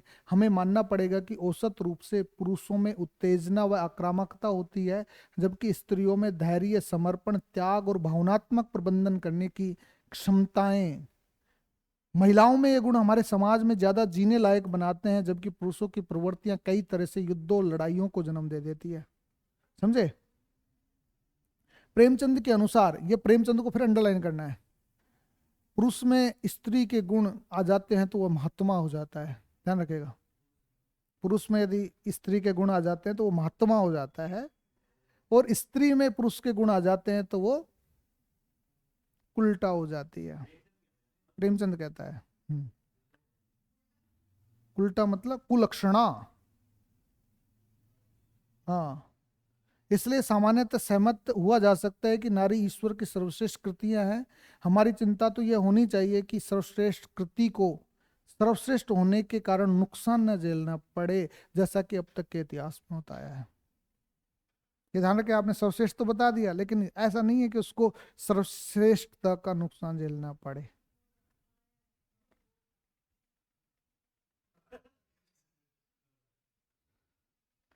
और आज समाज शास्त्र और पढ़ेगी। आ जाओ, तो घर चली जाती हैं, क्या रखा है? हाँ? स्वतंत्रता के 75 वर्षों में हमने जो नहीं सीखा, इसका एक समाधान मूलक है, क्योंकि समस्या थी ये, समस्या का हम समाधान मूलक निष्कर्ष दे रहे हैं। निष्कर्ष, कंक्लूजन क्या दे रहे हैं? ये सही है कि स्वतंत्रता के 75 वर्षों में हम कई आधारभूत बातें नहीं सीख पाए। क्या क्या नहीं सीख सके? हमने आज़ादी का महत्व नहीं समझा, नहीं समझे, जानते नहीं आज़ादी क्या होती है ना? आज़ादी से जुड़े दायित्वों को नहीं समझा, और यह भी नहीं समझा कि आज़ादी सिर्फ कुछ व्यक्तियों की संपत्ति नहीं है, उसे देश के हर वंचित व्यक्ति तथा समुदाय तक बराबरी से पहुंचना चाहिए। पर ऐसा नहीं है कि हम निर्णायक रूप से विफल हो गए हैं। हमने अपने लोकतंत्र को कायम बनाए रखा है, जो छोटी उपलब्धि नहीं है। 75 सालों के बाद भी आज डेमोक्रेसी है, चुनाव हर 5 साल में नियमित रूप से हो रहे हैं, तो ये भी तो बहुत बड़ी बात है। इतनी विविधता, डिक्टेटरशिप आ चुकी कुछ एक वर्षों बाद ही, है ना? बाकी नव स्वाधीन देशों की तुलना में हमारे यहाँ लोकतंत्र और व्यक्तियों के अधिकार ज्यादा संरक्षित है कि नहीं है? पिछले 3 दशकों से यह भी नजर आ रहा है कि आर्थिक सुधारों तथा शैक्षिक उपलब्धियों के कारण हमारा समाज अपनी आजादी के प्रति सचेत हुआ है। डेवलपमेंट हुआ तो लोग अवेयर हुए कि नहीं हुए? इस चुनाव ने बता दिया अवेयरनेस क्या होती है। और देख लेना कि क्या स्थितियां बनेगी। ये सारे एग्जिट पोल, ओपिनियन पोल सब धाराशाही ना हो जाए तो कह देना, ये स्थितियां भी हो सकती है। आप बात कर रहे हो, है ना? और उसने सरकारों और सामाजिक संगठनों से अपने अधिकार मांगने शुरू कर दिए हैं। बोलो, मांगती है ना? अभी जनता के पास नेता गए, क्लियर कट कह दिया, क्या है, क्यों आया भाई, 5 साल से तो कहाँ था तू? जी मैं मंत्री था। अरे मंत्री हो गया तो तूने हमारा क्या किया है? हमने आपके लिए किया है कि नहीं? कुछ नहीं किया आपने हमारे लिए। बोलो कितना मुखर हुई है जनता। ये लोकतंत्र का अन्ना आंदोलन, दामिनी आंदोलन ने समाज की जागरूकता में समाज की जागरूकता हमें आसान्वित करती। दामिनी को लड़की का रेप हुआ था 2011 में, वो हाँ, दिल्ली वाला। यह कहने में कोई अतिशयोक्ति नहीं है कि यदि हमारी जागरूकता यूं ही बनी बढ़ती रही तो हम उन देशों की कतार में जल्दी खड़े होंगे जो शासकीय दृष्टि से नहीं, और अपनी चेतना और मानसिकता से भी आजाद हुए हैं। अभी मानसिकता से आजाद नहीं हुए हम कॉन्शियस रूप से आजाद नहीं हुए। बस आजादी है वो झंडारोहण कर देते हैं, यहाँ तक सीमित है हमारी, है ना? और सभी समुदायों को साथ लेकर विकास के रास्ते पर आगे बढ़ रहे हैं। हरिवंश राय बच्चन की ये पंक्ति इस उत्साह को शब्द देती है अंधेरी रात पर दीपक जलाना कब मना है। हम्म।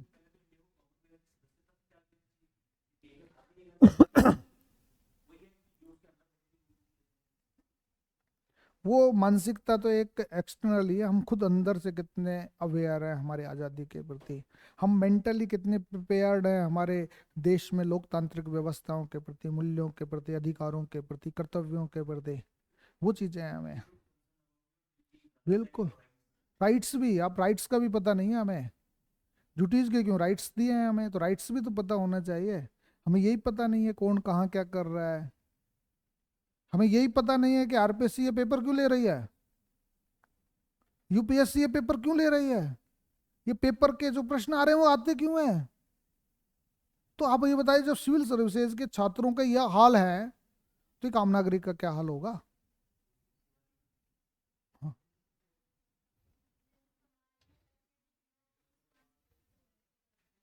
हाँ, अधिकांश लोग, हाँ, कुछ महिलाएं भी पुरुष मानसिकता से ग्रस्त होती हैं, पता है। हाँ, उन्होंने कहा है कि यदि पुरुष, जैसे हाँ उनको उल्टा कहा है, कुलक्षणा कहा है, यदि पुरुष, महिला में पुरुष मानसिकता आ जाए तो, क्योंकि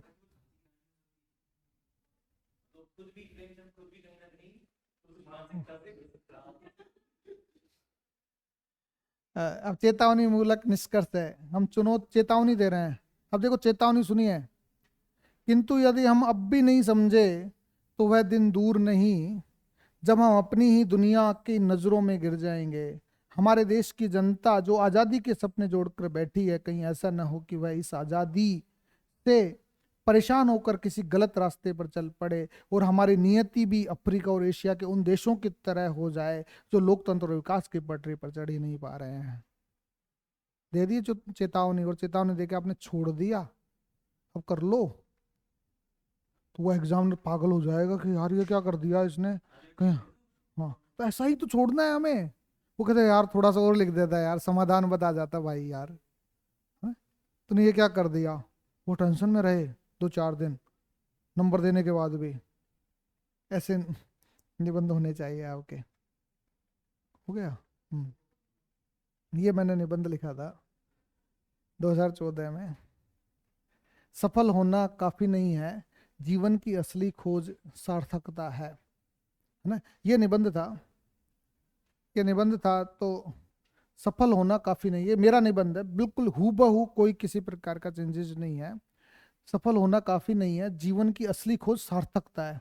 अब देखिए हमें क्या करना है, एक तो सफल काफी नहीं है, सफिशियंट नहीं है, जीवन की असली खोज और सार्थकता। कितने आयाम हो गए, 1 2 3 4 5, ये 5 की पॉइंट्स हैं इसमें। इस 5 की पॉइंट्स से हमें क्या करना है, इसकी वो बनानी है हमें। सार्थकता मतलब प्रासंगिकता, आपकी औचित्यता क्या है, कसौटी क्या है आपकी, अर्थ क्या है आपका, आर्थिक रूप से मतलब अर्थ की दृष्टि से आप मीनिंगफुल क्या है। सार्थकता मतलब मीनिंगफुल। हाँ, परख कितने, असली खोज मीनिंगफुल होना है। सफल तो दुनिया होती है, कई आईएएस बन गए, वो अपने आप को सफल मान लिए, क्या वो अपने जीवन में मीनिंगफुल लाइफ जी पाए कि नहीं जी पाए।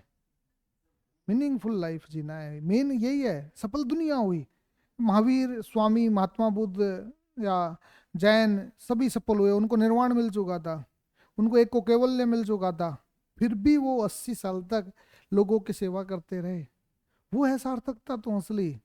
हम लोग जैसे मान लीजिए मैं हूँ, मैं, अरे मैं तो अफसर बन गया, मैं तो अपने आप में सफल हुआ। अरे सफल क्या है, आप कितने लोगों का अपने जीवन में भला कर पाए हो, वो असली सार्थकता है। आपने कुछ जीवन में अच्छा काम किया है, वो सार्थकता है। मीनिंगफुल लाइफ जी पा रहे हो कि नहीं जी पा रहे, ये सार्थकता है। तो मुझे उस समय याद आ गई थी विवेकानंद जी की कोट, हाथों आती, तो मैंने स्टार्ट कर दिया। स्वामी विवेकानंद, इसको अंडरलाइन करना पड़ेगा आपको ना। स्वामी विवेकानंद ने कहा है, यहाँ फिर इन्वर्टेड में लिखना है क्योंकि ये डायरेक्ट स्पीच में लिखना पड़ेगा आपको ना। कि उठो जागो और अपने लक्ष्यों की पूर्ति में लग जाओ और तब तक प्रयास करते रहो जब तक अपना लक्ष्य प्राप्त नहीं हो जाता। ये हमने स्टार्ट किया। अतः प्रत्येक व्यक्ति का जीवन में आने का कोई ना कोई उद्देश्य होता है, हमने कहीं भी नहीं लिखा सफल सार्थकता ना। कोई ना कोई उद्देश्य होता है और उसी की प्राप्ति में वह अनथक दिन रात एक कर देता है, उसे अपने लक्ष्य के अलावा और कुछ नहीं सूझता। वह यह प्रयास तब तक करता है जब तक वह सफल नहीं हो जाता। आखिर प्रश्न यह है कि सफलता क्या है। अब प्रश्नवाचक बातें करनी ना, अब आ रहे हैं सफलता क्यों आवश्यक है, सफलता कैसे प्राप्त की जा सकती है, क्या सफल होना ही यथार्थता है। वहां सार्थकता लिखी, हमने यथार्थता लिख दी। सार्थकता है क्या, सफलता से भी उच्च कोटि की सफलता जीवन की सार्थकता है। आगे निबंध पे अब हम यह कर रहे हैं, ये इन यक्ष प्रश्नों की कसौटी पर कसने से पहले, इन यक्ष प्रश्नों को कसौटी पर कसने से पहले, यक्ष प्रश्न है ये, इनका उत्तर हर कोई नहीं दे सकता। यह जानना जरूरी है कि सफल कौन है और सफलता क्या है। वस्तुतः सफलता एक उपलब्धि, हम बता रहे हैं अब सफलता क्या है। वस्तुतः सफलता एक उपलब्धि, वांछित लक्ष्यों की प्राप्ति या कर्मों का फल है। भारतीय दर्शन में, अब भारतीय दर्शन को अंडरलाइन कर दो, है ना, भारतीय दर्शन में मोक्ष प्राप्ति ही जीवन का चरम लक्ष्य माना गया है। कर्मों के अनुपात में प्राप्त फल ही सफलता है। महात्मा गांधी ने भी कहा है, जैसा कि महात्मा गांधी ने कहा है, साधन के अनुपात में ही सत्य की प्राप्ति होती है ना। की लगा दोगे तो इन्वर्टेड नहीं लगेगा, ध्यान रखना, है ना। कहीं की लगा के भी इन्वर्टेड लगा के आ जाओ, की तो दैट होता है, की तो क्या होता है, वेदर होता है, कि तो विच होता है, हिप होता, हाँ हिप होता है। आधुनिक भौतिकतावाद में वांछित वस्तु की प्राप्ति ही सफलता हो सकती है। यह सफलता जीवन के वास्तविक उद्देश्यों की प्राप्ति अथवा सार्थकता की प्राप्ति के लिए होती है। देखो जुड़ रहा है ना यहाँ अपने आप ही। संपूर्ण जीवन को मानवोपयोगी बनाने के लिए सफलता का अर्थ गढ़ा गया है। प्राचीन भारतीय इतिहास में बुद्धत्व अथवा ज्ञान की प्राप्ति हेतु महात्मा बुद्ध द्वारा तपस्या की गई और ज्ञान प्राप्ति के बाद वे बोधि बन गए। इसी तरह महावीर स्वामी केवली बन गए, उनके लिए यही जीवन की यथार्थता थी। प्राचीन किंवदंतियों में महर्षि ययाति द्वारा अपना शरीर शत्रुओं को हराने के लिए वज्र बनाने के लिए दे दिया गया, उन्होंने दिया था ना ययाति ने। अतः सफलता और यथार्थ जीवन का अर्थ भिन्न भिन्न व्यक्तियों के लिए भिन्न भिन्न होता है। सब लोग अलग अलग बात करते हैं, अब भिन्न भिन्न व्यक्तियों के लिए कैसे होता है। दूसरा प्रश्न यह है कि सफलता कैसे प्राप्त की जा सकती है। जो मैंने 3-4 प्रश्न गढ़े थे ना, उसके पे मैंने एक्सप्लेनेशन दे दिया कि सफलता कैसे प्राप्त की जा सकती। इसके लिए मैंने पहले रफ वर्क किया था आधा घंटा। आपको आधे घंटे नहीं करना, आप तो केवल 5 मिनट भी रफ वर्क कर दोगे ना, 300 में तो लिखना है कि जैसे महावीर और बुद्ध द्वारा अपनी कठोर तपस्या करके ज्ञान प्राप्त किया गया, उसी प्रकार मानववादियों द्वारा मानव कल्याण के लिए अपना सर्वस्व त्याग कर दिया गया। मसलन मदर टेरेसा द्वारा अपना संपूर्ण जीवन कलकत्ता की निर्मल बस्तियों में लगा दिया गया। उन्होंने लोगों की सेवा शुश्रूषा में को ही अपना जीवन का चरम लक्ष्य बना लिया। बताओ लिंक हो रहे हैं कि नहीं हो रहे, तथ्य भी डाल रहे हैं, लिंक भी हो रहे हैं, एक दूसरे से इंटरलिंक कर रहे हैं। ये सफलता ऐसे प्राप्त की जाती है। परंतु यक्ष प्रश्न है कि क्या सफल होना ही जीवन की सार्थकता यथार्थता है। तीसरा रखा था ना हमने, क्या सफल होकर ही जीवन की यथार्थता की प्राप्ति हो सकती है अथवा बिना सफलता के भी जीवन को सार्थक बनाया जा सकता है। वस्तुतः जीवन में सार्थकता प्राप्त करने के लिए सफलता प्रारंभिक स्तर है। इस सफलता के माध्यम से वह उच्च स्तर की जीवन की यथार्थता की ओर अग्रसर होता है। उदाहरण स्वरूप फिर मैंने लिखा अपने लिए, भारतीय प्रशासनिक सेवा में सफलता किसी अभ्यर्थी के लिए प्राथमिक सीढ़ी हो सकती है ना, ताकि वह अपने जीवन के आगामी 30-35 वर्षों के 30 वर्षों को समाज कल्याण के लिए कार्य कर सके। 30-35 वर्षों के लिए, है ना। किसी अभ्यर्थी के लिए केवल भारतीय प्रशासनिक सेवा में ही सफलता उसकी सार्थकता हो सकती है, या व्यक्ति से व्यक्ति परिवर्तन होता रहता है। मतलब व्यक्ति से परिवर्तन होता है, हर व्यक्ति में वेरी करता है, व्यक्ति टू व्यक्ति, मतलब पर्सन टू पर्सन वेरी करता है ये। हाँ, यथार्थवादी व्यक्ति केवल इसी जन्म में अपने उद्देश्यों की पूर्ति कर अपना जीवन यथार्थ करना चाहते हैं। यथार्थवादी तो वही होते हैं ना प्रैग्मेटिज्म में, है ना। वे भौतिकतावादी हैं, वे चार्वाकी जीवन को ही अपना ध्येय समझते हैं, है ना। कुछ व्यक्ति कर्म में विश्वास करते हैं, वे स्वधर्म की रक्षा हेतु निष्काम कर्म से अपना कर्तव्य करते हुए यथार्थ जीवन की ओर बढ़ते हैं। इन व्यक्तियों पर स्थिरवादी होने के आरोप लगाए जाते हैं। कुछ व्यक्ति पुनर्जन्म तथा भाग्य में विश्वास करते हैं, तो अपना अतीत वर्तमान भविष्य तीनों सुधारना चाहते हैं। कुछ ऐसे भी व्यक्तित्व होते हैं जो अपना तीनों सुधारना चाहते हैं। जीवन की यथार्थता, सार्थकता और प्रासंगिकता के लिए विविध व्यक्तियों द्वारा विविध प्रकारों से अपने उद्देश्यों की पूर्ति की जाती है। ये भिन्न भिन्न साधनों के माध्यम से सफलता प्राप्त करते हैं। जहां नोबेल पुरस्कार विजेता कैलाश सत्यार्थी, उस समय कैलाश सत्यार्थी को नोबेल मिला था, अपने जीवन को ध्येय की प्राप्ति के लिए बाल श्रम को रोकने और बाल श्रमिकों को शिक्षा से जोड़ने में लगा दिया उन्होंने अपना जीवन, है ना। उसी तरह मलाला यूसुफजई, दोनों को एक साथ मिला था। मलाला यूसुफजई द्वारा तालिबानियों की परवाह किए बिना महिला शिक्षा को बढ़ावा देने का कार्य किया। इस्लामिक स्टेट, तो ISIS की बात कर दी हमने, इस्लामिक स्टेट के चरमपंथियों द्वारा अपने धर्म में वृद्धि करने के लिए संघर्ष किया जा रहा है। जहां एक और अंबानी, बिड़ला और टाटा द्वारा धन प्राप्ति को ध्येय बनाया गया है, वहीं दूसरी ओर बिल गेट्स दुनिया के सबसे अमीर होते हुए भी समाज सेवा के लिए दान कर रहा है। दोनों चीजें हुई ना इसमें। इसी प्रकार किसी व्यक्ति के लिए राजनीतिक पद प्राप्त करना, सुखी जीवन जीने की इच्छा होती है। हमने राजनीतिक आयाम कर दिए इसमें ना, ये आर्थिक आयाम हो गया, इस तरीके से आयाम बनाए हैं। तो दूसरी ओर ऐसे लोग भी होते हैं जो केवल राजनीतिक अधिकारों की जागरूकता के लिए सामाजिक राजनीतिक आंदोलन करते रहते हैं, जैसे अन्ना हजारे, आंग सान सू की, दलाई लामा आदि। ये व्यक्तियों ने जनता के अधिकारों के लिए अपना संपूर्ण जीवन लगा दिया है। किसी व्यक्ति को अपने मौलिक विचारों को प्रस्तुत करने में आनंद की अभिव्यक्ति होती है, यह निजी तौर पे हो गया। तो किसी व्यक्ति को इन अधिकारों की प्राप्ति के लिए अथवा विचारों पर अड़िग रहने के लिए मौत की सजा दे दी जाती है। सुकरात को अपने विचारों को वापस न लेने के कारण उसे जहर का प्याला दे दिया गया। योगीश्वर कृष्ण ने ईश्वर तक पहुंचने के 3 मार्ग बताए हैं, ज्ञान योग, कर्म योग और भक्ति योग। कोई भी व्यक्ति इन साधनों का प्रयोग कर यथार्थ जीवन प्राप्त कर सकता है। रानी मीरा तो ईश्वर की प्राप्ति के लिए जोगन बन गई और अपना संपूर्ण जीवन कृष्ण के लिए ब्रज सेवा में गुजार दिया। बोलिए, है ना। जीवन की सार्थकता के लिए व्यक्ति को विभिन्न प्रयास करने होते हैं। यह व्यक्ति की प्रकृति पर निर्भर करता है कि उसकी सफलता और जीवन की सार्थकता क्या है। कोई व्यक्ति समाज कार्य में आनंद की अनुभूति करता है, तो कोई पैसा कमाने के लिए प्रयासरत रहता है, कोई राजनीतिक पद पाने की लालसा रखता है। संपूर्ण चर्चा के बाद, अब निचोड़ दे रहे हैं, चर्चा के बाद निष्कर्ष निकाला जा सकता है कि सफल और यथार्थ जीवन एक ही सिक्के के 2 पहलू हैं। अथवा यह भी मान लिया जाए कि इन दोनों के मध्य निम्नस्थ उच्चस्थ संबंध है, इसको हायरार्की में माने तो। अतः यथार्थ जीवन की प्राप्ति के लिए सफल होना ही पर्याप्त नहीं है, वरन उस सफलता की ओर, ऊपर की ओर जाकर सार्थक जीवन जीना है सफलता के बाद में। बोलो, ऐसे निबंध है ये, इसमें कोई किसी प्रकार का मैंने चेंजेस नहीं किया है, यूं क्यों उतारा है इसमें। इनके बातें हैं, बताइए। दूसरा निबंध और लिखा था, 2 निबंध थे ना साथ में। भारतीय मतदाताओं के नए रुझान किस ओर संकेत कर रहे हैं, ये निबंध आ सकता है आपके, क्योंकि विधानसभा चुनाव हुए हैं अभी। रुझान हुआ, सरकार में बदलाव होता है या नई सरकार गठित होती है, तो किस प्रकार की चीजें हैं।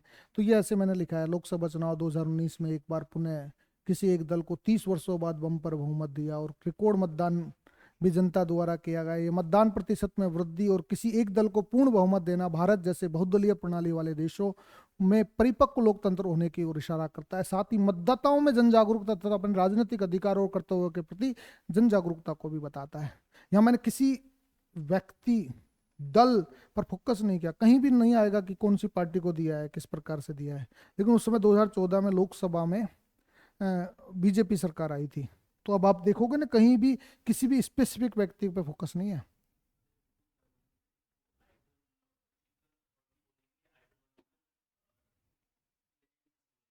किसको? ये आइडियोलॉजिकल ऐसे है, आइडियोलॉजिकल ऐसे है।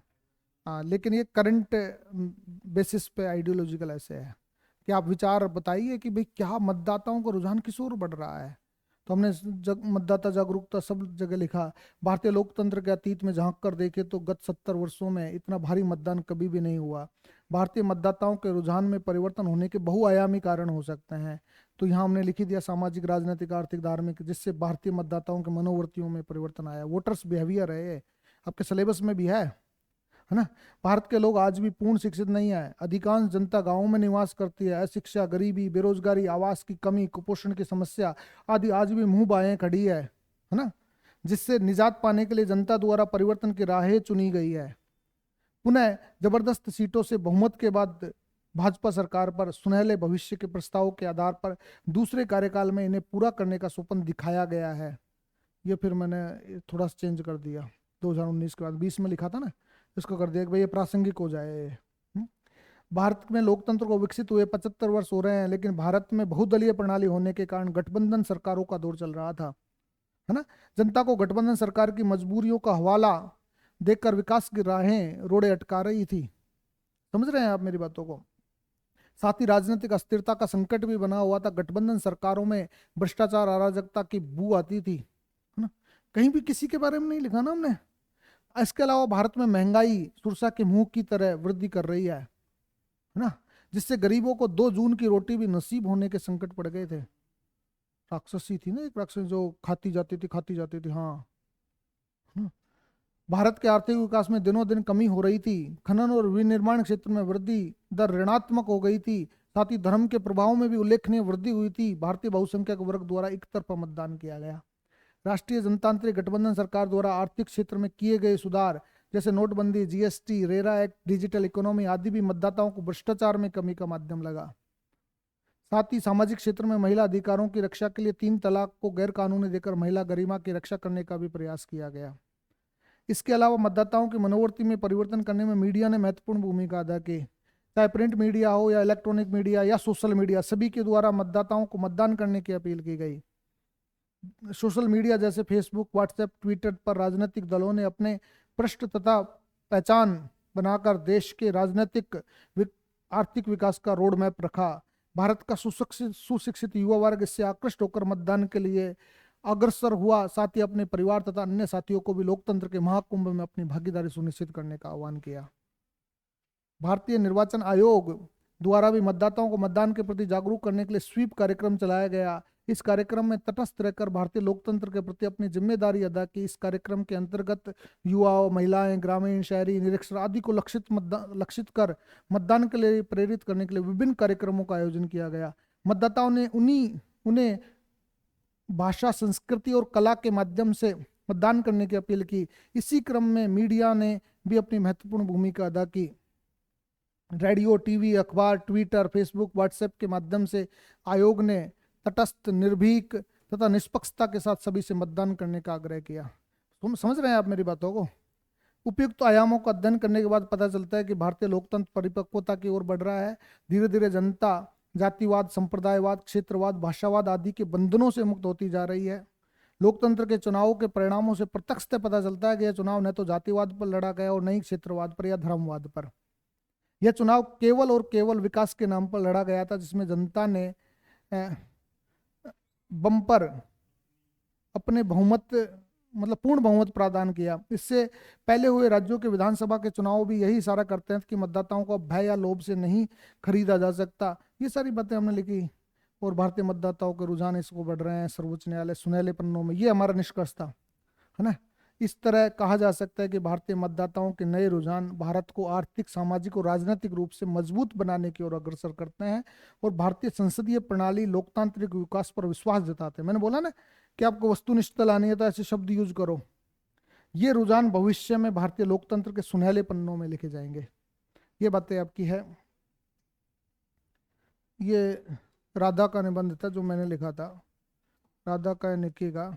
बेसिकली मन एक बर्तन नहीं है जिसे भरा जा सकता है, वरन एक प्रज्वलित ज्वाला है। ये शायद 9th क्लास में या 13 होगा ये। तो इन्होंने कहा कि उस वक्त मैं आईएएस दे रहा था कि एक निबंध लिखना है। निबंध लिखने में टाइम तो लगता है, तो मैं घर आया हुआ था छुट्टी पे, तो 2-3 घंटे लगे, तो मैंने निबंध लिख के इनको दिया अच्छा सा। तो ये था, मन एक बर्तन नहीं है जिसे भरा जा सकता है, बर्तन में थोड़ी भरा जा सकता है मन को, वरन एक प्रज्वलित ज्वाला है। प्रज्वलित ज्वाला है कैसे? तो हमने एक बनाया, कभी साथ पाने को तड़पे ये मन, जब साथ हो फिर एकांत क्यों चाहे मन, है ना? जब कोई साथ नहीं होता तो क्या करता है मन कि यार साथ हो, और जब साथ हो जाए तो सोचता है कि यार अब एकांत चाहे, है ना? ये चीजें लिखी थी।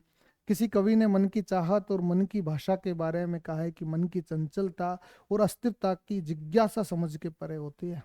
यह कभी पल में उड़ता है तो कभी धड़ाम से जमीन पर गिरता है। उड़ जाता है ना, कभी गिर भी जाता है। मन तो मन ही है? तो कभी तन्हा सब भूल जाने की, देखो हाँ, ये कभी इसमें भीड़ में समाने की चाह होती है, कभी लगता है कि दुनिया की भीड़ में मैं भी समा जाऊं, हाँ। तो कभी तन्हा सब भूल जाने की, बस सब अकेला छोड़ दो मुझे, है ना? वाकई में मन की प्रवृत्ति या उलझनों से भरी है। इसे स्थिर अथवा एकाग्र रखना बड़ा मुश्किल काम है। इसे किसी बर्तन या वस्तु में रखा जाना संभव नहीं है। वरन यह तो सतत गतिशील है। लास्ट में लाइन आई कि नहीं आई? मनोविज्ञान में ये आंतरिक भावों की बात है, मनोविज्ञान को दे दिया हमने। मन धन की लक्ष्मी की तरह चंचल, चपल और चलायमान होता है ना। मन की चंचलता को भारतीय सिनेमा में यूं प्रदर्शित किया गया है, मेरा मन डोले मेरा तन डोले है, मेरा दिल का गया करार रे अब कौन बजाए बांसुरी। दार्शनिक दृष्टि से मन के बारे में क्या कहा है, बौद्ध दर्शन ने मन के बारे में क्या कहा है, मन की अस्थिरता के बारे में क्या बात कही गई है। भारतीय राजनीति में अरविंद केजरीवाल को भी मन की अस्थिरता वाला प्रशासक बताया है। कभी तो आईआरएस हो गया, फिर झोला बाबू मतलब एनजीओ खोल लिया उसने, परिवर्तन, और अब नेता कहा जा सकता है ना। ये जो धर्म के क्षेत्र में मन के अस्थिर आदेश अब जानते होंगे, है ना। मन के विचार भौतिकतावाद में आ गया है, मतलब अलग अलग क्षेत्र में हमने मन के आयाम बताए। अब दूसरा आयाम बताया, नहीं जी मन ऐसा नहीं है जो आप कह रहे हो ना, उसका दूसरा आयाम हो गया आपका। पक्ष में हमने बताया ना 4 आयाम, सामाजिक, आर्थिक, राजनीतिक, धार्मिक में। अब इसके दूसरे आयाम के बता दी, मन के अन्य आयाम से डाले तो मन स्थिर, एकाग्र और निरुद्ध किया जा सकता है। ऐसा नहीं है कि घूमता रहता है, ये तो मन के ऊपर निर्भर करता है कि स्थिर कर दो, निरुद्ध कर दो, डिटेन कर दो। इसको भी नजरबंद किया जा सकता है, मन को भी, है ना। डिटेन, हाँ समय लगता है। मन को एकाग्र करने की विधि योग दर्शन में है ना। ये अष्टांग नियमों का पालन करने से मन की चपलता को रोका जा सकता है। मन में समाधि की ओर प्रभाव मन की स्थिरता का ही तो प्रयास है। यदि समाधि की ओर जा रहे हो, सैल्वेशन की ओर जा रहे हो आप, गीता में स्थिति प्रज्ञ की अवधारणा सभी द्वंद्वों में स्थिरता ही तो है। बोलिए। पाश्चात्य विचारक जॉन लोक ने मन को खाली सलेट के समान माना है, टेबुला रासा माना है मन को, है ना। इस सलेट पर अनुभवों के रेखाचित्र रुके रह जा सकते हैं। व्यक्ति के स्वभाव पर निर्भर करता है कि वैसे स्थिर रखे या अस्थिर, उसका नेचर तय करेगा। अंत में क्या है, योग साधना के माध्यम से मन को एक बर्तन में भरा जा सकता है और अपने लक्ष्यों की ओर बढ़ा जा सकता है। महाभारत के युद्ध में श्री कृष्ण ने अर्जुन को गीता का संदेश देकर मन की एकाग्रता में वृद्धि करने का ही तो प्रयास किया था। दुनिया का अमीर व्यक्ति बिल गेट्स ने समाज के कमजोर व्यक्तियों को कल्याण करने के लिए एक फाउंडेशन बना दिया, जो व्यक्ति की निरुद्धावस्था नहीं तो क्या है, चाहता तो वो और भी कर लेता कामकाज। इस प्रकार कहा जा सकता है कि मन को स्थिर करने के लिए इसे किसी बर्तन में रखा जा सकता है, लेकिन वह भी अल्प समय के लिए ही, मतलब थोड़े से समय के लिए ही। वास्तव में मन की चपलता ही ऐसी है जो स्थिर नहीं है। इसे लक्ष्यों की पूर्ति के लिए तो स्थिर रखा जा सकता है। देखो, स्थिर रखना पड़ेगा यदि टारगेट्स ओरिएंटेड हैं तो आप। किसी ने कहा है कि मन के हारे हार है, मन के जीते जीत, है ना। यदि किसी महान लक्ष्य की प्राप्ति करनी है तो मन को जीतना बहुत जरूरी है। मन को वश में रखकर ही व्यक्ति चाहे जितनी ऊंचाइयों को छू सकता है, ये ध्यान रखिएगा। फिर भी निष्कर्षतः कहा जा सकता है कि मन की उड़ानों को स्थिर करना मुश्किल कार्य है। जो व्यक्ति मन की कल्पनाओं को अपने वश में कर लेता है वह साधक कहलाता है। इस संबंध में किसी ने कहा है, चंचल मन कभी नहीं सुनता, चंचलता इसकी समझ के परे है ना? अतः मन की भाषा मन ही जानता है, इसे किसी एक बर्तन में रखा जाना संभव नहीं है। ये जलती हुई ज्वाला की तरह प्रभावशील, गतिमान तथा अस्थिर है। फिर भी व्यक्ति के जीवन में अपने लक्ष्यों की प्राप्ति के लिए इसे स्थिर तथा एकाग्र करने का प्रयास अवश्य करना चाहिए। मन की चंचलता और स्थिरता दोनों को ही समाज की कल्याण के लिए प्रयोग में लाना चाहिए। बताओ।